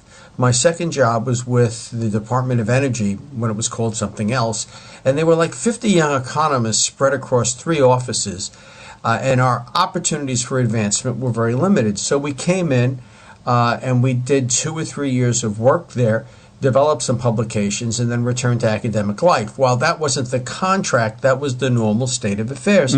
So people sort of evaluated it in terms of how good was your next job. And in those cases, my next jobs were very, very good, and the leavings were good. Right. After that, I had an abusive boss who thought he was a prince of a fellow. Nobody really liked him, including the contributors to the nonprofit where I worked. They didn't want me to leave, but no one was surprised that I went off to greener pastures. Right. I tried to do all of them with the same sort of elegance, same sort of thank you very much for I profited from all those jobs, so I tried to say nice things. I think leaving, it really depends where you're leaving to, doesn't it? Sushma? Yeah. Well, I think like Peter, I think one of the jobs, the place where I worked the longest, a financial paper, I left. They didn't give me a farewell party like they normally do because they were so annoyed that a whole chunk of us were leaving to a new financial paper which had been set up. And, they were really worked up. But tell me, is the best time? I like that. Is the best time to leave when you're actually having a good time? I mean, it's a bit like the parties. You say the best time to leave the party is just when you're in the best mood, rather than waiting for the whole thing to start going downhill. Well, maybe because the last job which I left, which is a mainstream newspaper over here, I was really quite happy there, but I was just kind of tired with the kind of work I was doing. It was very mechanical. And they gave me, they were lovely people. They gave me a very nice send-off, but it was very interesting. The bureau chief gave a lunch for me. And then he said, everybody must say something about Sushma. And then suddenly he woke up. He said, but you have to say something nice. So he was a little worried. Peter, I'm sure they've always said nice things about you, Peter, though. I've always been given great send-offs, even the job where nobody liked me. I had one job that didn't work out very well, and I'm not going to get specific about it. But the folks gave me a very nice send-off and said things they probably didn't mean. But most of my jobs have been successful. Okay, and there's a time when it's time to go. It's like playing shortstop for the New York Yankees. You do really well for several seasons, but then you're starting to get older. It's time to be a coach someplace. It's the same thing with jobs. Very few organizations provide the kinds of paths for people to continue moving up their whole lives. I think in this whole sort of mode of knowing when it is time to leave, I'm going to have to say it is time for us to leave Business Matters for today. Thank you both, Peter and Sushma, for joining me on Business Matters. Goodbye. This is the BBC World Service, with Alan Little looking into the gulf between the reality of war and our ability to comprehend it. I have spent much of my working life reporting wars in Baghdad, Bosnia, Congo and elsewhere. There was chaos. What is it about distant suffering that numbs us to the pain of others? We truly can't imagine how terrifying war is. Regarding the pain of others. Saturday at 12 GMT. And in 30 minutes. I'm Grace Moon, and I'm exploring how technology is changing the world of trading. Discovering how an activity that was reserved for the rich is now available at our fingertips. Stay with us. The newsroom is next on the BBC World Service, the world's radio station.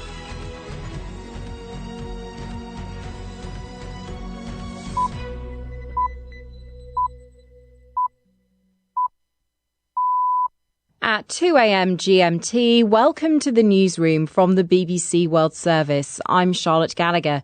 We'll have the latest on the long-awaited talks between the US and Chinese presidents. A senior Myanmar general tells the BBC the UN isn't welcome. The reason we don't allow them in is because, number one, we consider it not the right time. 2, we can't agree with their demands. And number 3, what they say about Myanmar is not constructive. Records tumble at an eye-wateringly expensive art sale in New York. And selling for a new world record for Mount Rothko, Patty Wong at $77,500,000. Sold to you. Thank you very much indeed. Also,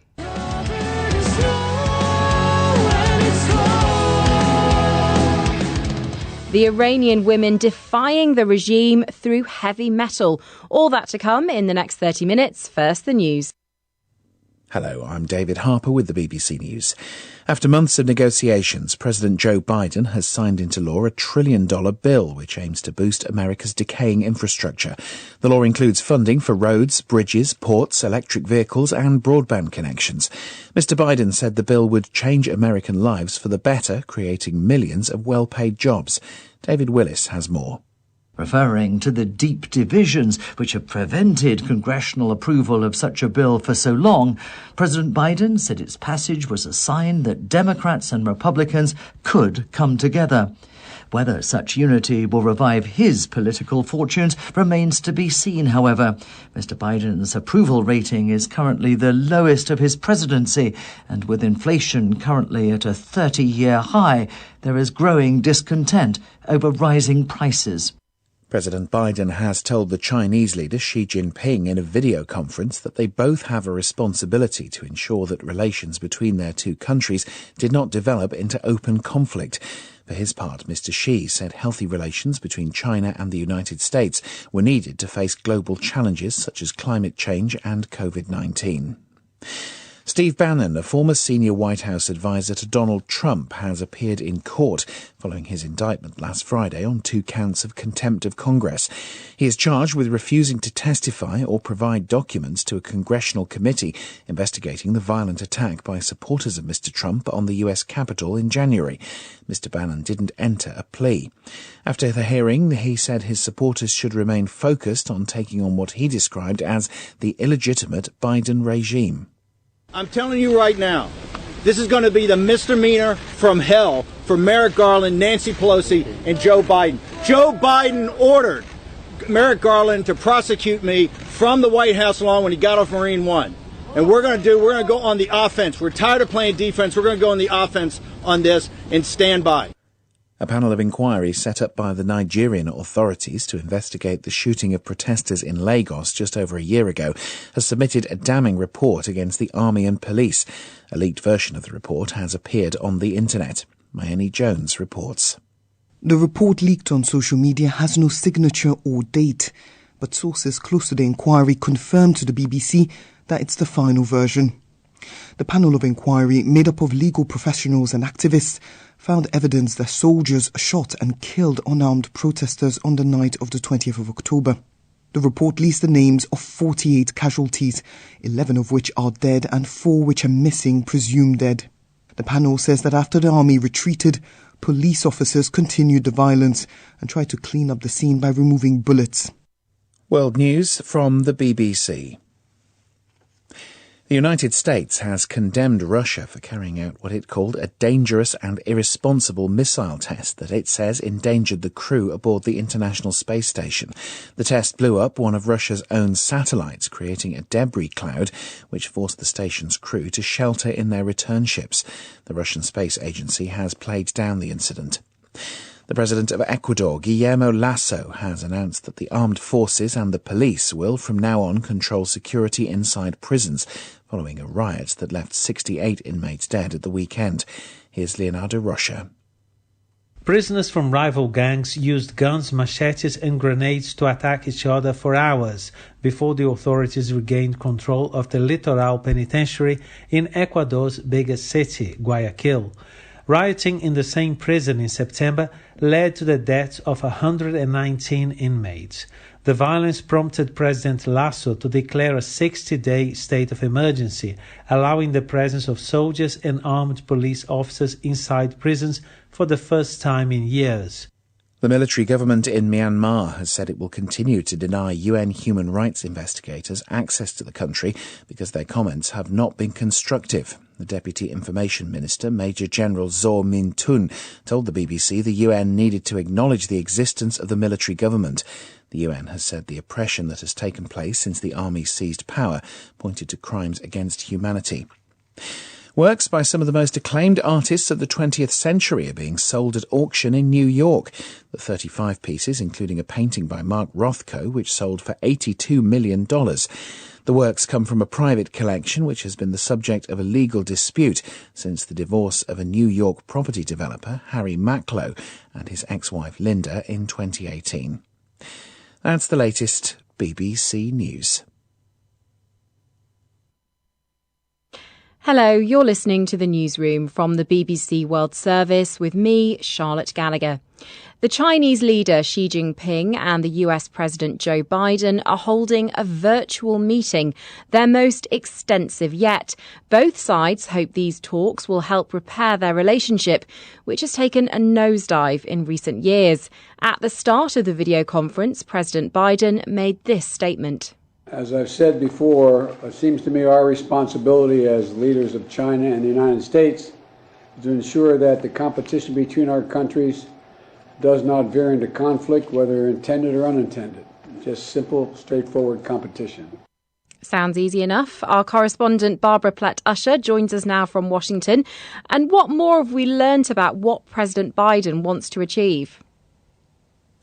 This is very much the heart of it, really. Mr. Biden frames the relationship with 3 C's: aggressive competition, cooperation when possible, and confrontation when necessary. But he wants to make clear that this doesn't mean he's seeking conflict, and that's something that the Chinese have not always understood. It's not how they've always interpreted him. So he wants to use this summit, or this meeting, as I should say, to clarify that. In fact, the clip you just played is pretty much the first thing he said after he greeted Xi Jinping, and he also noted that they'd spent a lot of time talking together over the years. candid and forthright conversations, he said, and he was looking forward to that again, which is key, really, for the success of these talks, for both of them to understand each other's bottom lines. It's what the White House calls establishing guardrails, and they say it really needs to be done at the leadership level at this point. And they're talking about a range of subjects, aren't they? What are some of the main ones?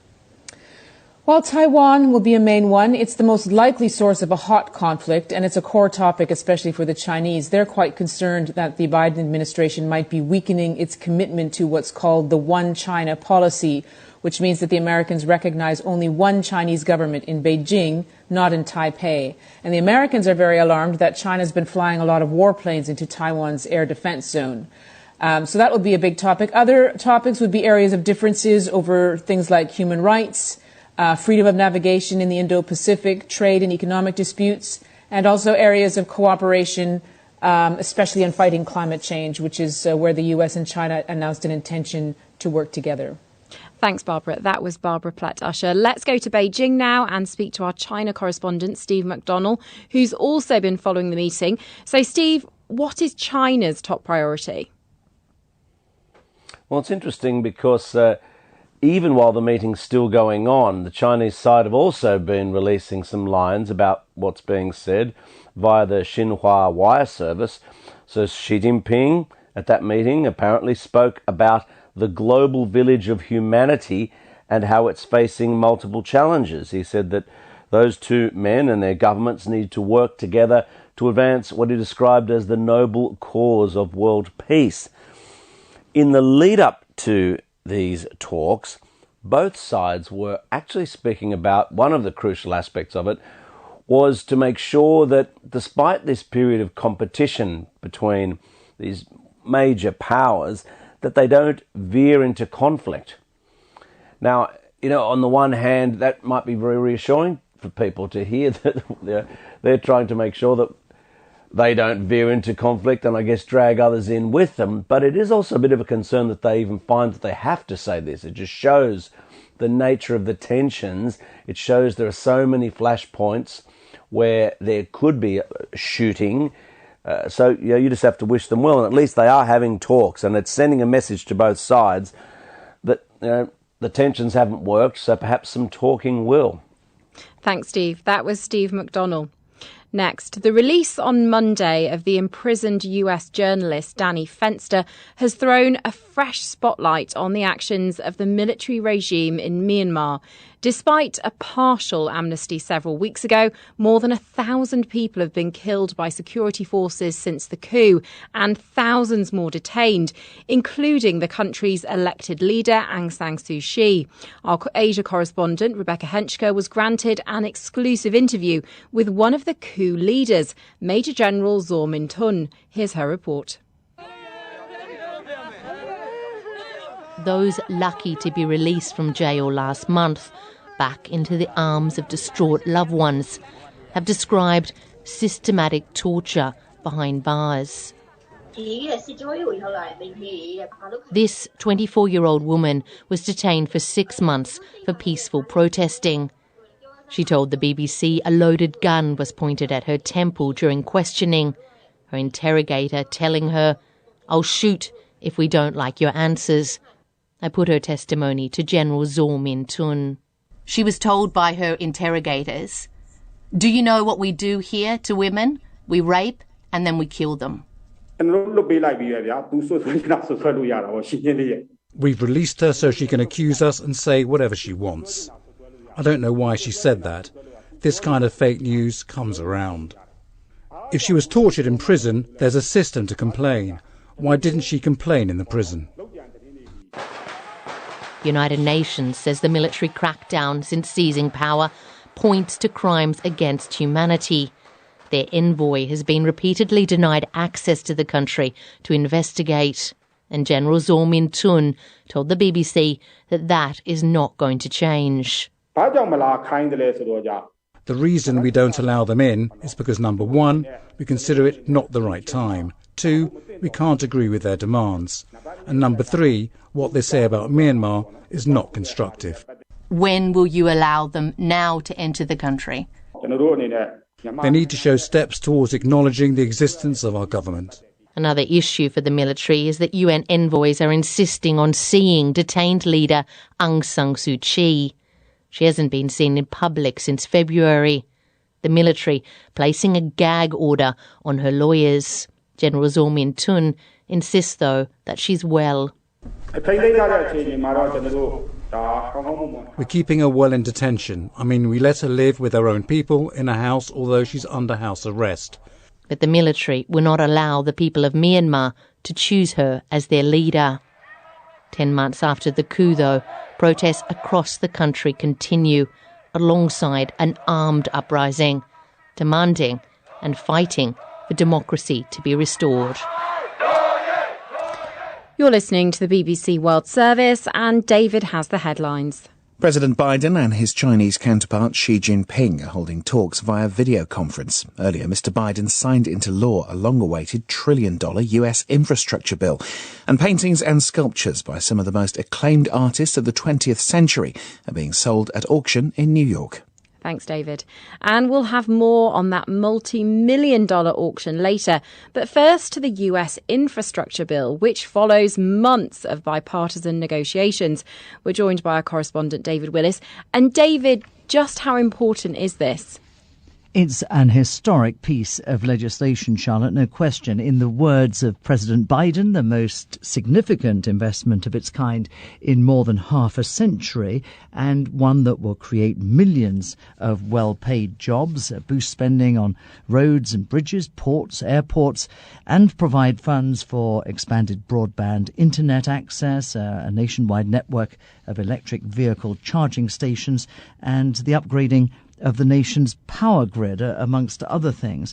And it represents a breakthrough, of course, after so much partisan infighting in Congress. A sign, the president said, that Democrats and Republicans could come together and get things done for the good of the country. But to directly answer your question, for Joe Biden himself, it's important as well, because opinion polls put his current approval rating at the lowest of his presidency.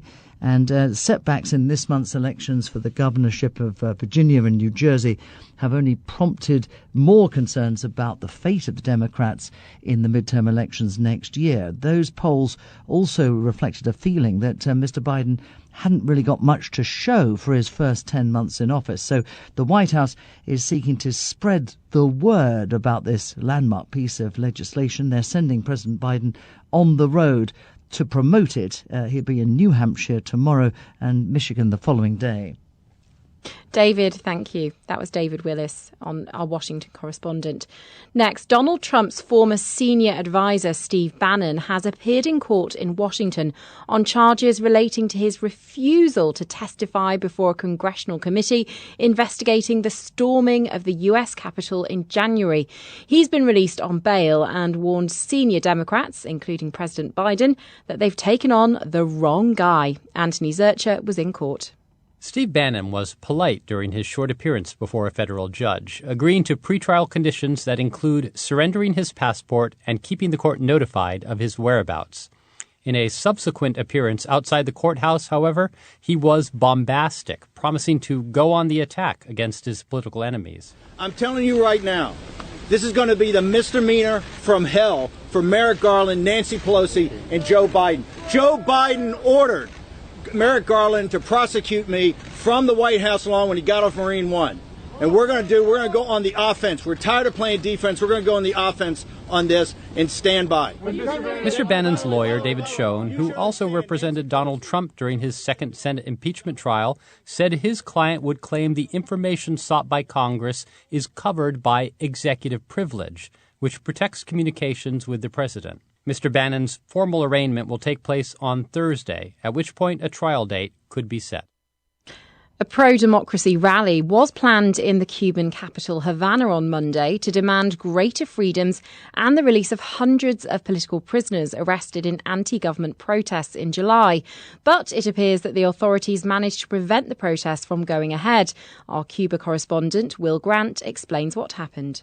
I think we have to see this demonstration, or this planned demonstration, in the context of what happened in July. And on the 11th of July, there was a very spontaneous and large, island-wide, in fact, series of protests, and a lot of arrests off the back of those. And I think because this event was pre-planned, there was a date that people were working towards, and the government had something to focus on to get their supporters out in force, to obviously organise the security forces and the state security and the police and so on.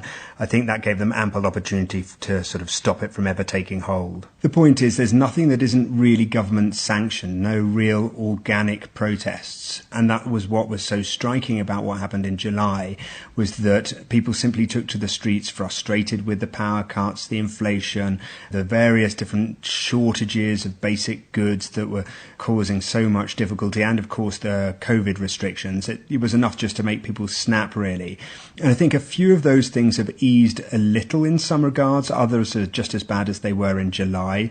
But all in all, I think there wasn't that same sense of people taking to the streets in a single kind of moment. Rather, this plan wasn't able to take effect. And I guess if you're the Cuban government and you see those protests, you must be really scared, because the whole idea is to have complete power there. I think certainly they are concerned about social unrest. They do not want to see another moment like the 11th of July, and are prepared to go to extreme lengths in order to make sure there isn't a repeat.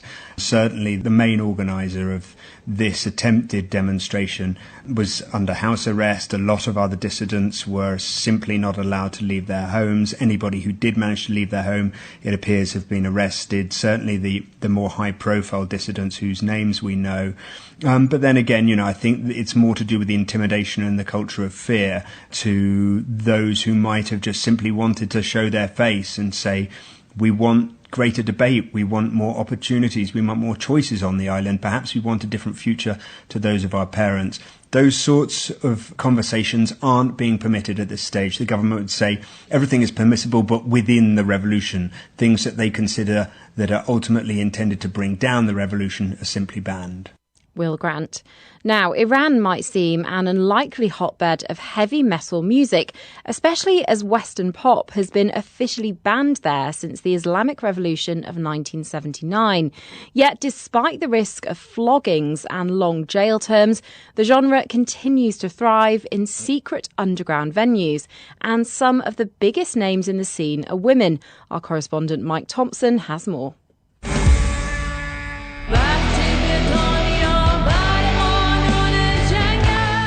Banned they may be, but stopped they are not. The metal music in Iran is actually huge. People were like headbanging, but you just think about after that they will arrest you.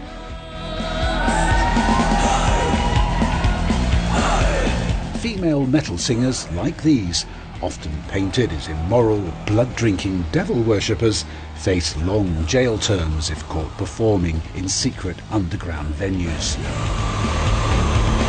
I want to raise awareness. I want people to know what is happening in Iran.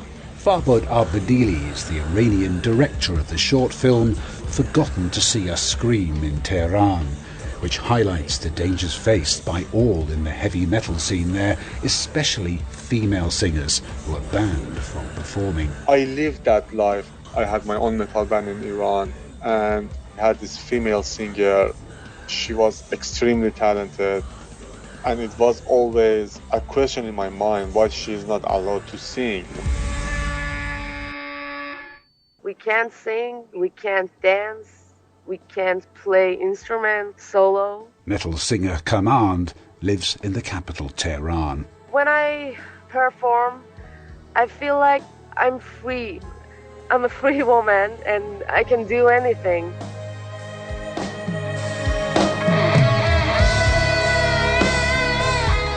I think I'm a sound of the scream of many people. The sorrow inside the people. I can reflect it.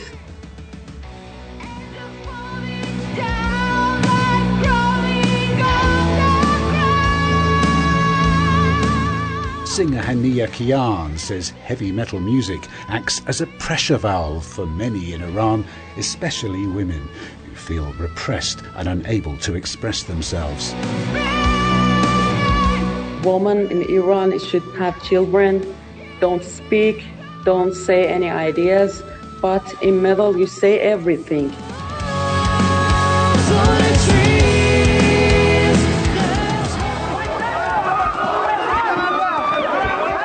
Farhad Abedili's film ends with a police raid on an underground metal concert. In real life, that can mean a decade in jail for band members. That threat, along with the ban on them singing, has led many female metal performers to leave the country.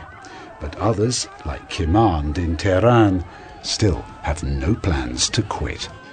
They say we're brave, but when you love music, when you want to express your feelings, express your emotions with sounds, with music, you accept the risks. You do it.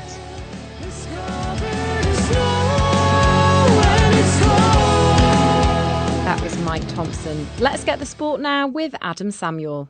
We'll start with football. A goalless draw with Northern Ireland means European champions Italy have failed to automatically qualify for next year's World Cup.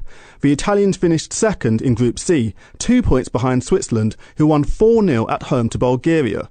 Italy will now have to qualify by virtue of the playoffs. In Group I, England have qualified after a 10-0 thrashing of San Marino. Captain Harry Kane praised his side's campaign. I'm extremely proud. It's never easy, you know. There's a lot of emotion during the summer, the highs and the lows, and to finish obviously losing the final is tough to take. But I think to put in the performances that we did after that, Hungary away especially, wonderful win there. And they're the wins that get you through this group, you know. Obviously, I think we only finished 3 points ahead of Poland in the end, so they're the fine margins. South Africa say they've been robbed of a place at next year's World Cup and will make a formal complaint after their controversial 1-0 defeat to Ghana. South Africa needed just a draw to reach the final round of African qualifying, but Ghana won with a debatable penalty. Our football reporter Maz Faruqi has more. The South Africa Football Association don't single out one decision in particular, but the biggest talking point of the match came about half an hour in. With that penalty, Leicester City midfielder Daniel Amati went down in the box under what looked like minimal contact, but a penalty was awarded, which Andre Ayew scored, and that turned out to be the match winner. The South African Football Association Chief Executive Tebongo Motlanthe said on Sunday that the association had already registered that they would be making an official complaint with the match commissioner. Today he confirmed they will be writing to both CAF and FIFA as well to, in his words, ask them to investigate how the game was handled. In day 2 of tennis's ATP Tour finals in Turin, world number 1 Novak Djokovic has got off to a winning start. He beat Norway's Casper Ruud in straight sets. I still feel like I have years in my legs and in my heart and in my head. As long as that's the case, I'll keep going because I truly love the sport and I enjoy the competition. And in cricket, England bowler Adil Rashid has become the third player to say that he heard the former England captain Michael Vaughan make a racist comment to a group of Asian cricketers. Vaughan strongly denies the allegations. Thanks, Adam. Now, do you have a few $100 million lying around and you're not sure what to do with it? If so, call me, please.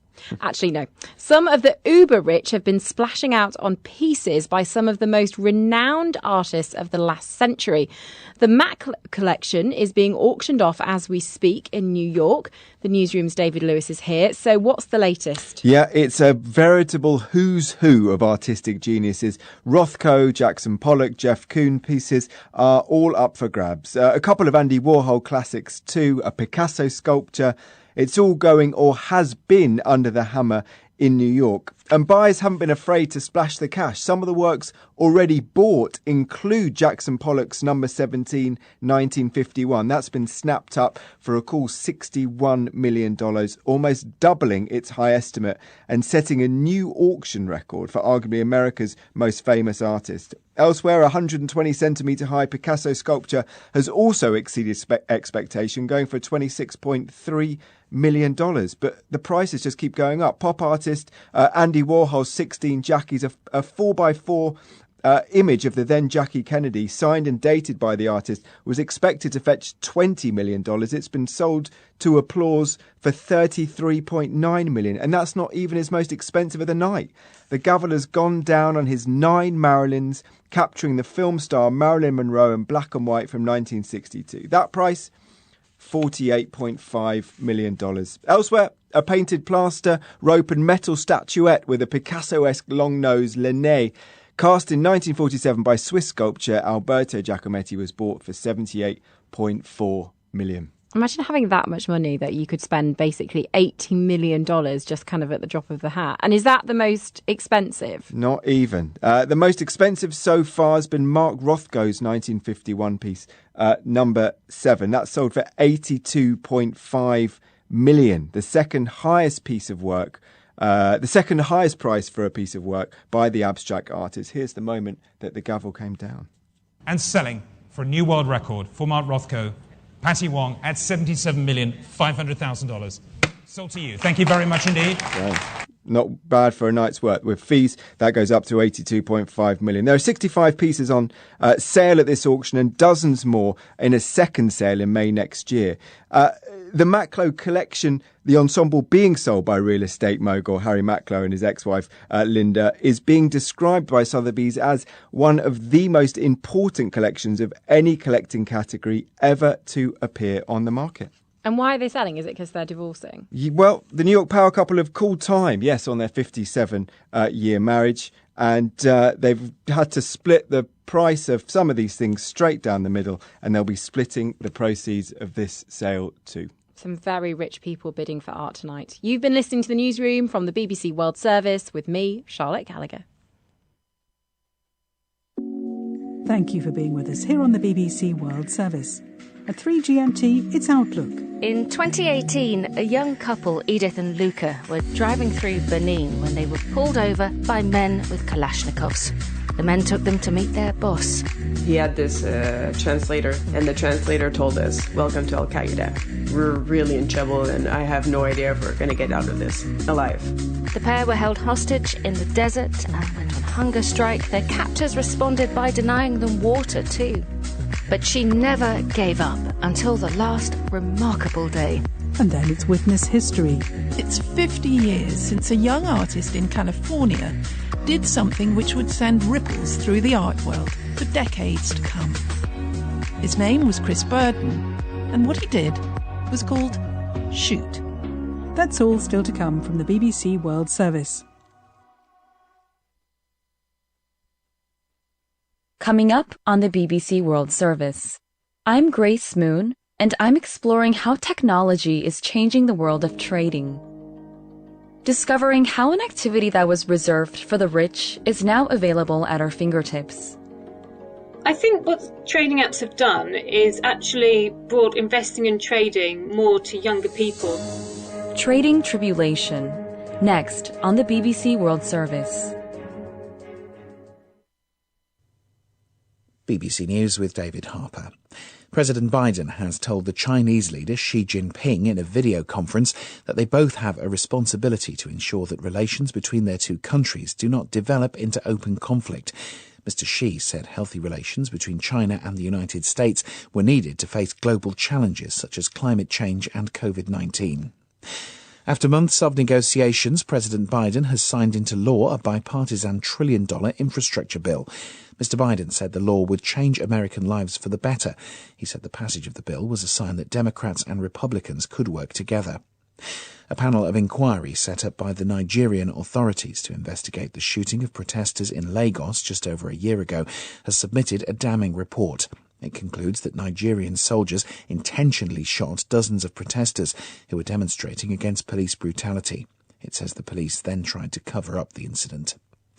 The president of Ecuador, Guillermo Lasso, has announced that the army and police will control security inside prisons following a riot that left 68 inmates dead at the weekend.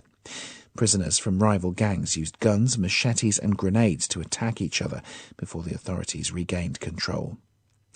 The military government in Myanmar has said it will continue to deny UN human rights investigators access to the country because their comments have not been constructive.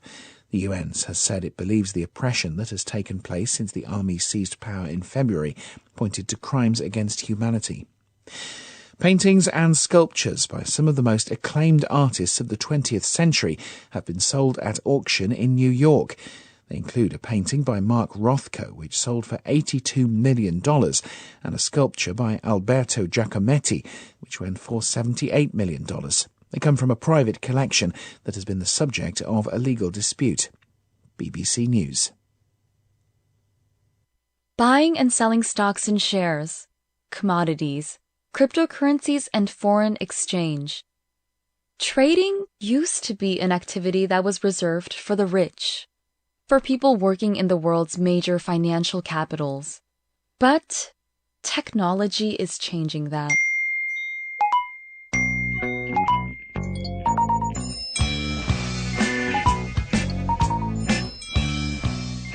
I'm Grace Moon, a journalist in Seoul, and I'm fascinated by how the world of finance is changing.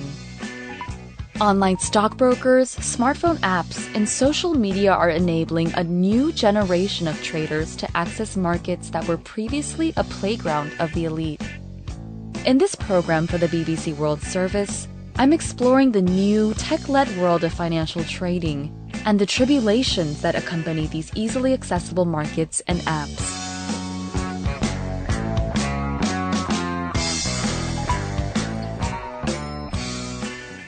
Trading. The act of buying and selling of stocks and shares in companies, commodities like gold or oil, worldwide currencies, or cryptocurrencies like Bitcoin, which is never far from the headlines. It's a world that is now very accessible thanks to the development of trading technology. I began to notice that people were really talking about these new forms of investment apps, particularly in the last year. I'm speaking with finance reporter Elizabeth Anderson. I think what trading apps have done is actually brought investing and trading more to younger people. I mean, traditionally it tended to be sort of the preserve of older people who tended to invest, and also men mostly, so it tends to be older men that invest in the stock market. I think what the past year has done has introduced younger people to the concept of investing. Here in South Korea, one young boy's trading has led to him hitting the headlines. Hello, everybody. Meet Jun Kwan. He's 14 years old and he's on a mission to become the world's most successful trader. I first saw Jun on local news reports and then spent some time watching his online videos on stocks and shares, where he's also known as Junie Man. 14살 주님은 주식으로 1억을 부린다고? 저는 아름다운 섬, 개를 알아차리고 전 재산을 몰빵해서 큰 수익을 냈습니다. 위기를 기회로... Jun's story started at home during the pandemic, when his parents opened an online trading account for him. 일단은 저는 주식을 아예 몰랐어요. 그래가지고 I was staying home due to the coronavirus. I got bored and watched TV. But then I noticed the financial news. One expert was saying that you have to buy stocks now, and that it's an opportunity that will only come once every decade, since the stock market has collapsed. Jun's parents were curious. Most kids want to play computer games, not invest in companies. But he saw an opportunity to be a part of something that his mom and dad knew nothing about. 삼성전자가 42,000원에서 다음 날에 45,000원. So I told my parents. At first, they strongly opposed it because they had never heard of someone who had made money off of stocks. But they had heard about people who suffered losses. Financial rules here in South Korea prevent children from having a trading account. But accounts for minors can be set up by parents and used with supervision, allowing young people like Jun to buy and sell shares. Personally, I believe that we have to make long-term investments.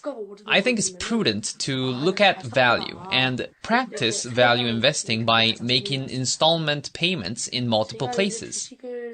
I think investing with a long-term mindset is both a safe and correct method. Jun is very enthusiastic about trading, but he's also very aware of having the right strategy, patience, and logical thinking. Sitting next to him is his mother, who told me about her concerns. 주식을 시작하게 된 후로 저희 집안의 풍경이 달라졌어요. When he first told me he was going to trade, I strongly opposed it. Ever since I was young, I more often heard stories of people going bankrupt from trading rather than making money. So when my son said he was going to do it, I was so surprised. And because he was in 6th grade at the time, I thought to myself, how can he do this? After trying to persuade me for 3 days, it took effect. He said, this was an opportunity that only comes every decade. And I asked myself, is this what your opportunity looks like?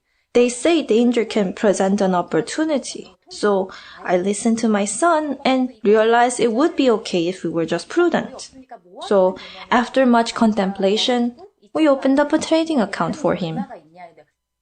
June's experience of starting trading during the pandemic is one that is shared by many across the globe. And I'm interested in the connection between recent events and the rise of trading tech.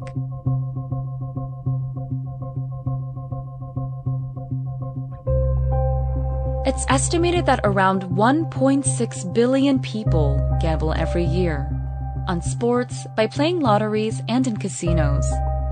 With many events canceled and venues closed because of COVID-19, this has limited the opportunities for people to get their usual gambling fix.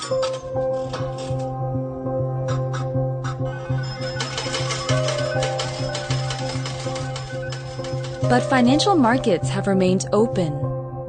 And thanks to tech, they've been accessible at home, at any time, and at the touch of a button.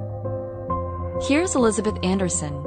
People have had a lot more time on their hands with the various lockdowns. The stock market has made the news lots. Traditionally, stock markets and business news like that wouldn't really make front pages. But there was a time early in the coronavirus pandemic, say March, where the FTSE crashed by 30% or something over the course of a few weeks. So these make front page news. It has been attracting the eyes of people who may not traditionally read about, business news in general. So I think the pandemic has opened up people's eyes more to investing.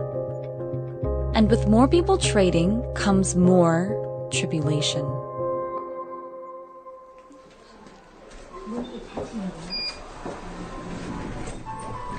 I've left June's home to travel here, the Korea Center on Gambling Problems facility. It's a research and counseling center that helps people overcome addictions. Recently, the number of traders seeking help for addiction here at the center has tripled.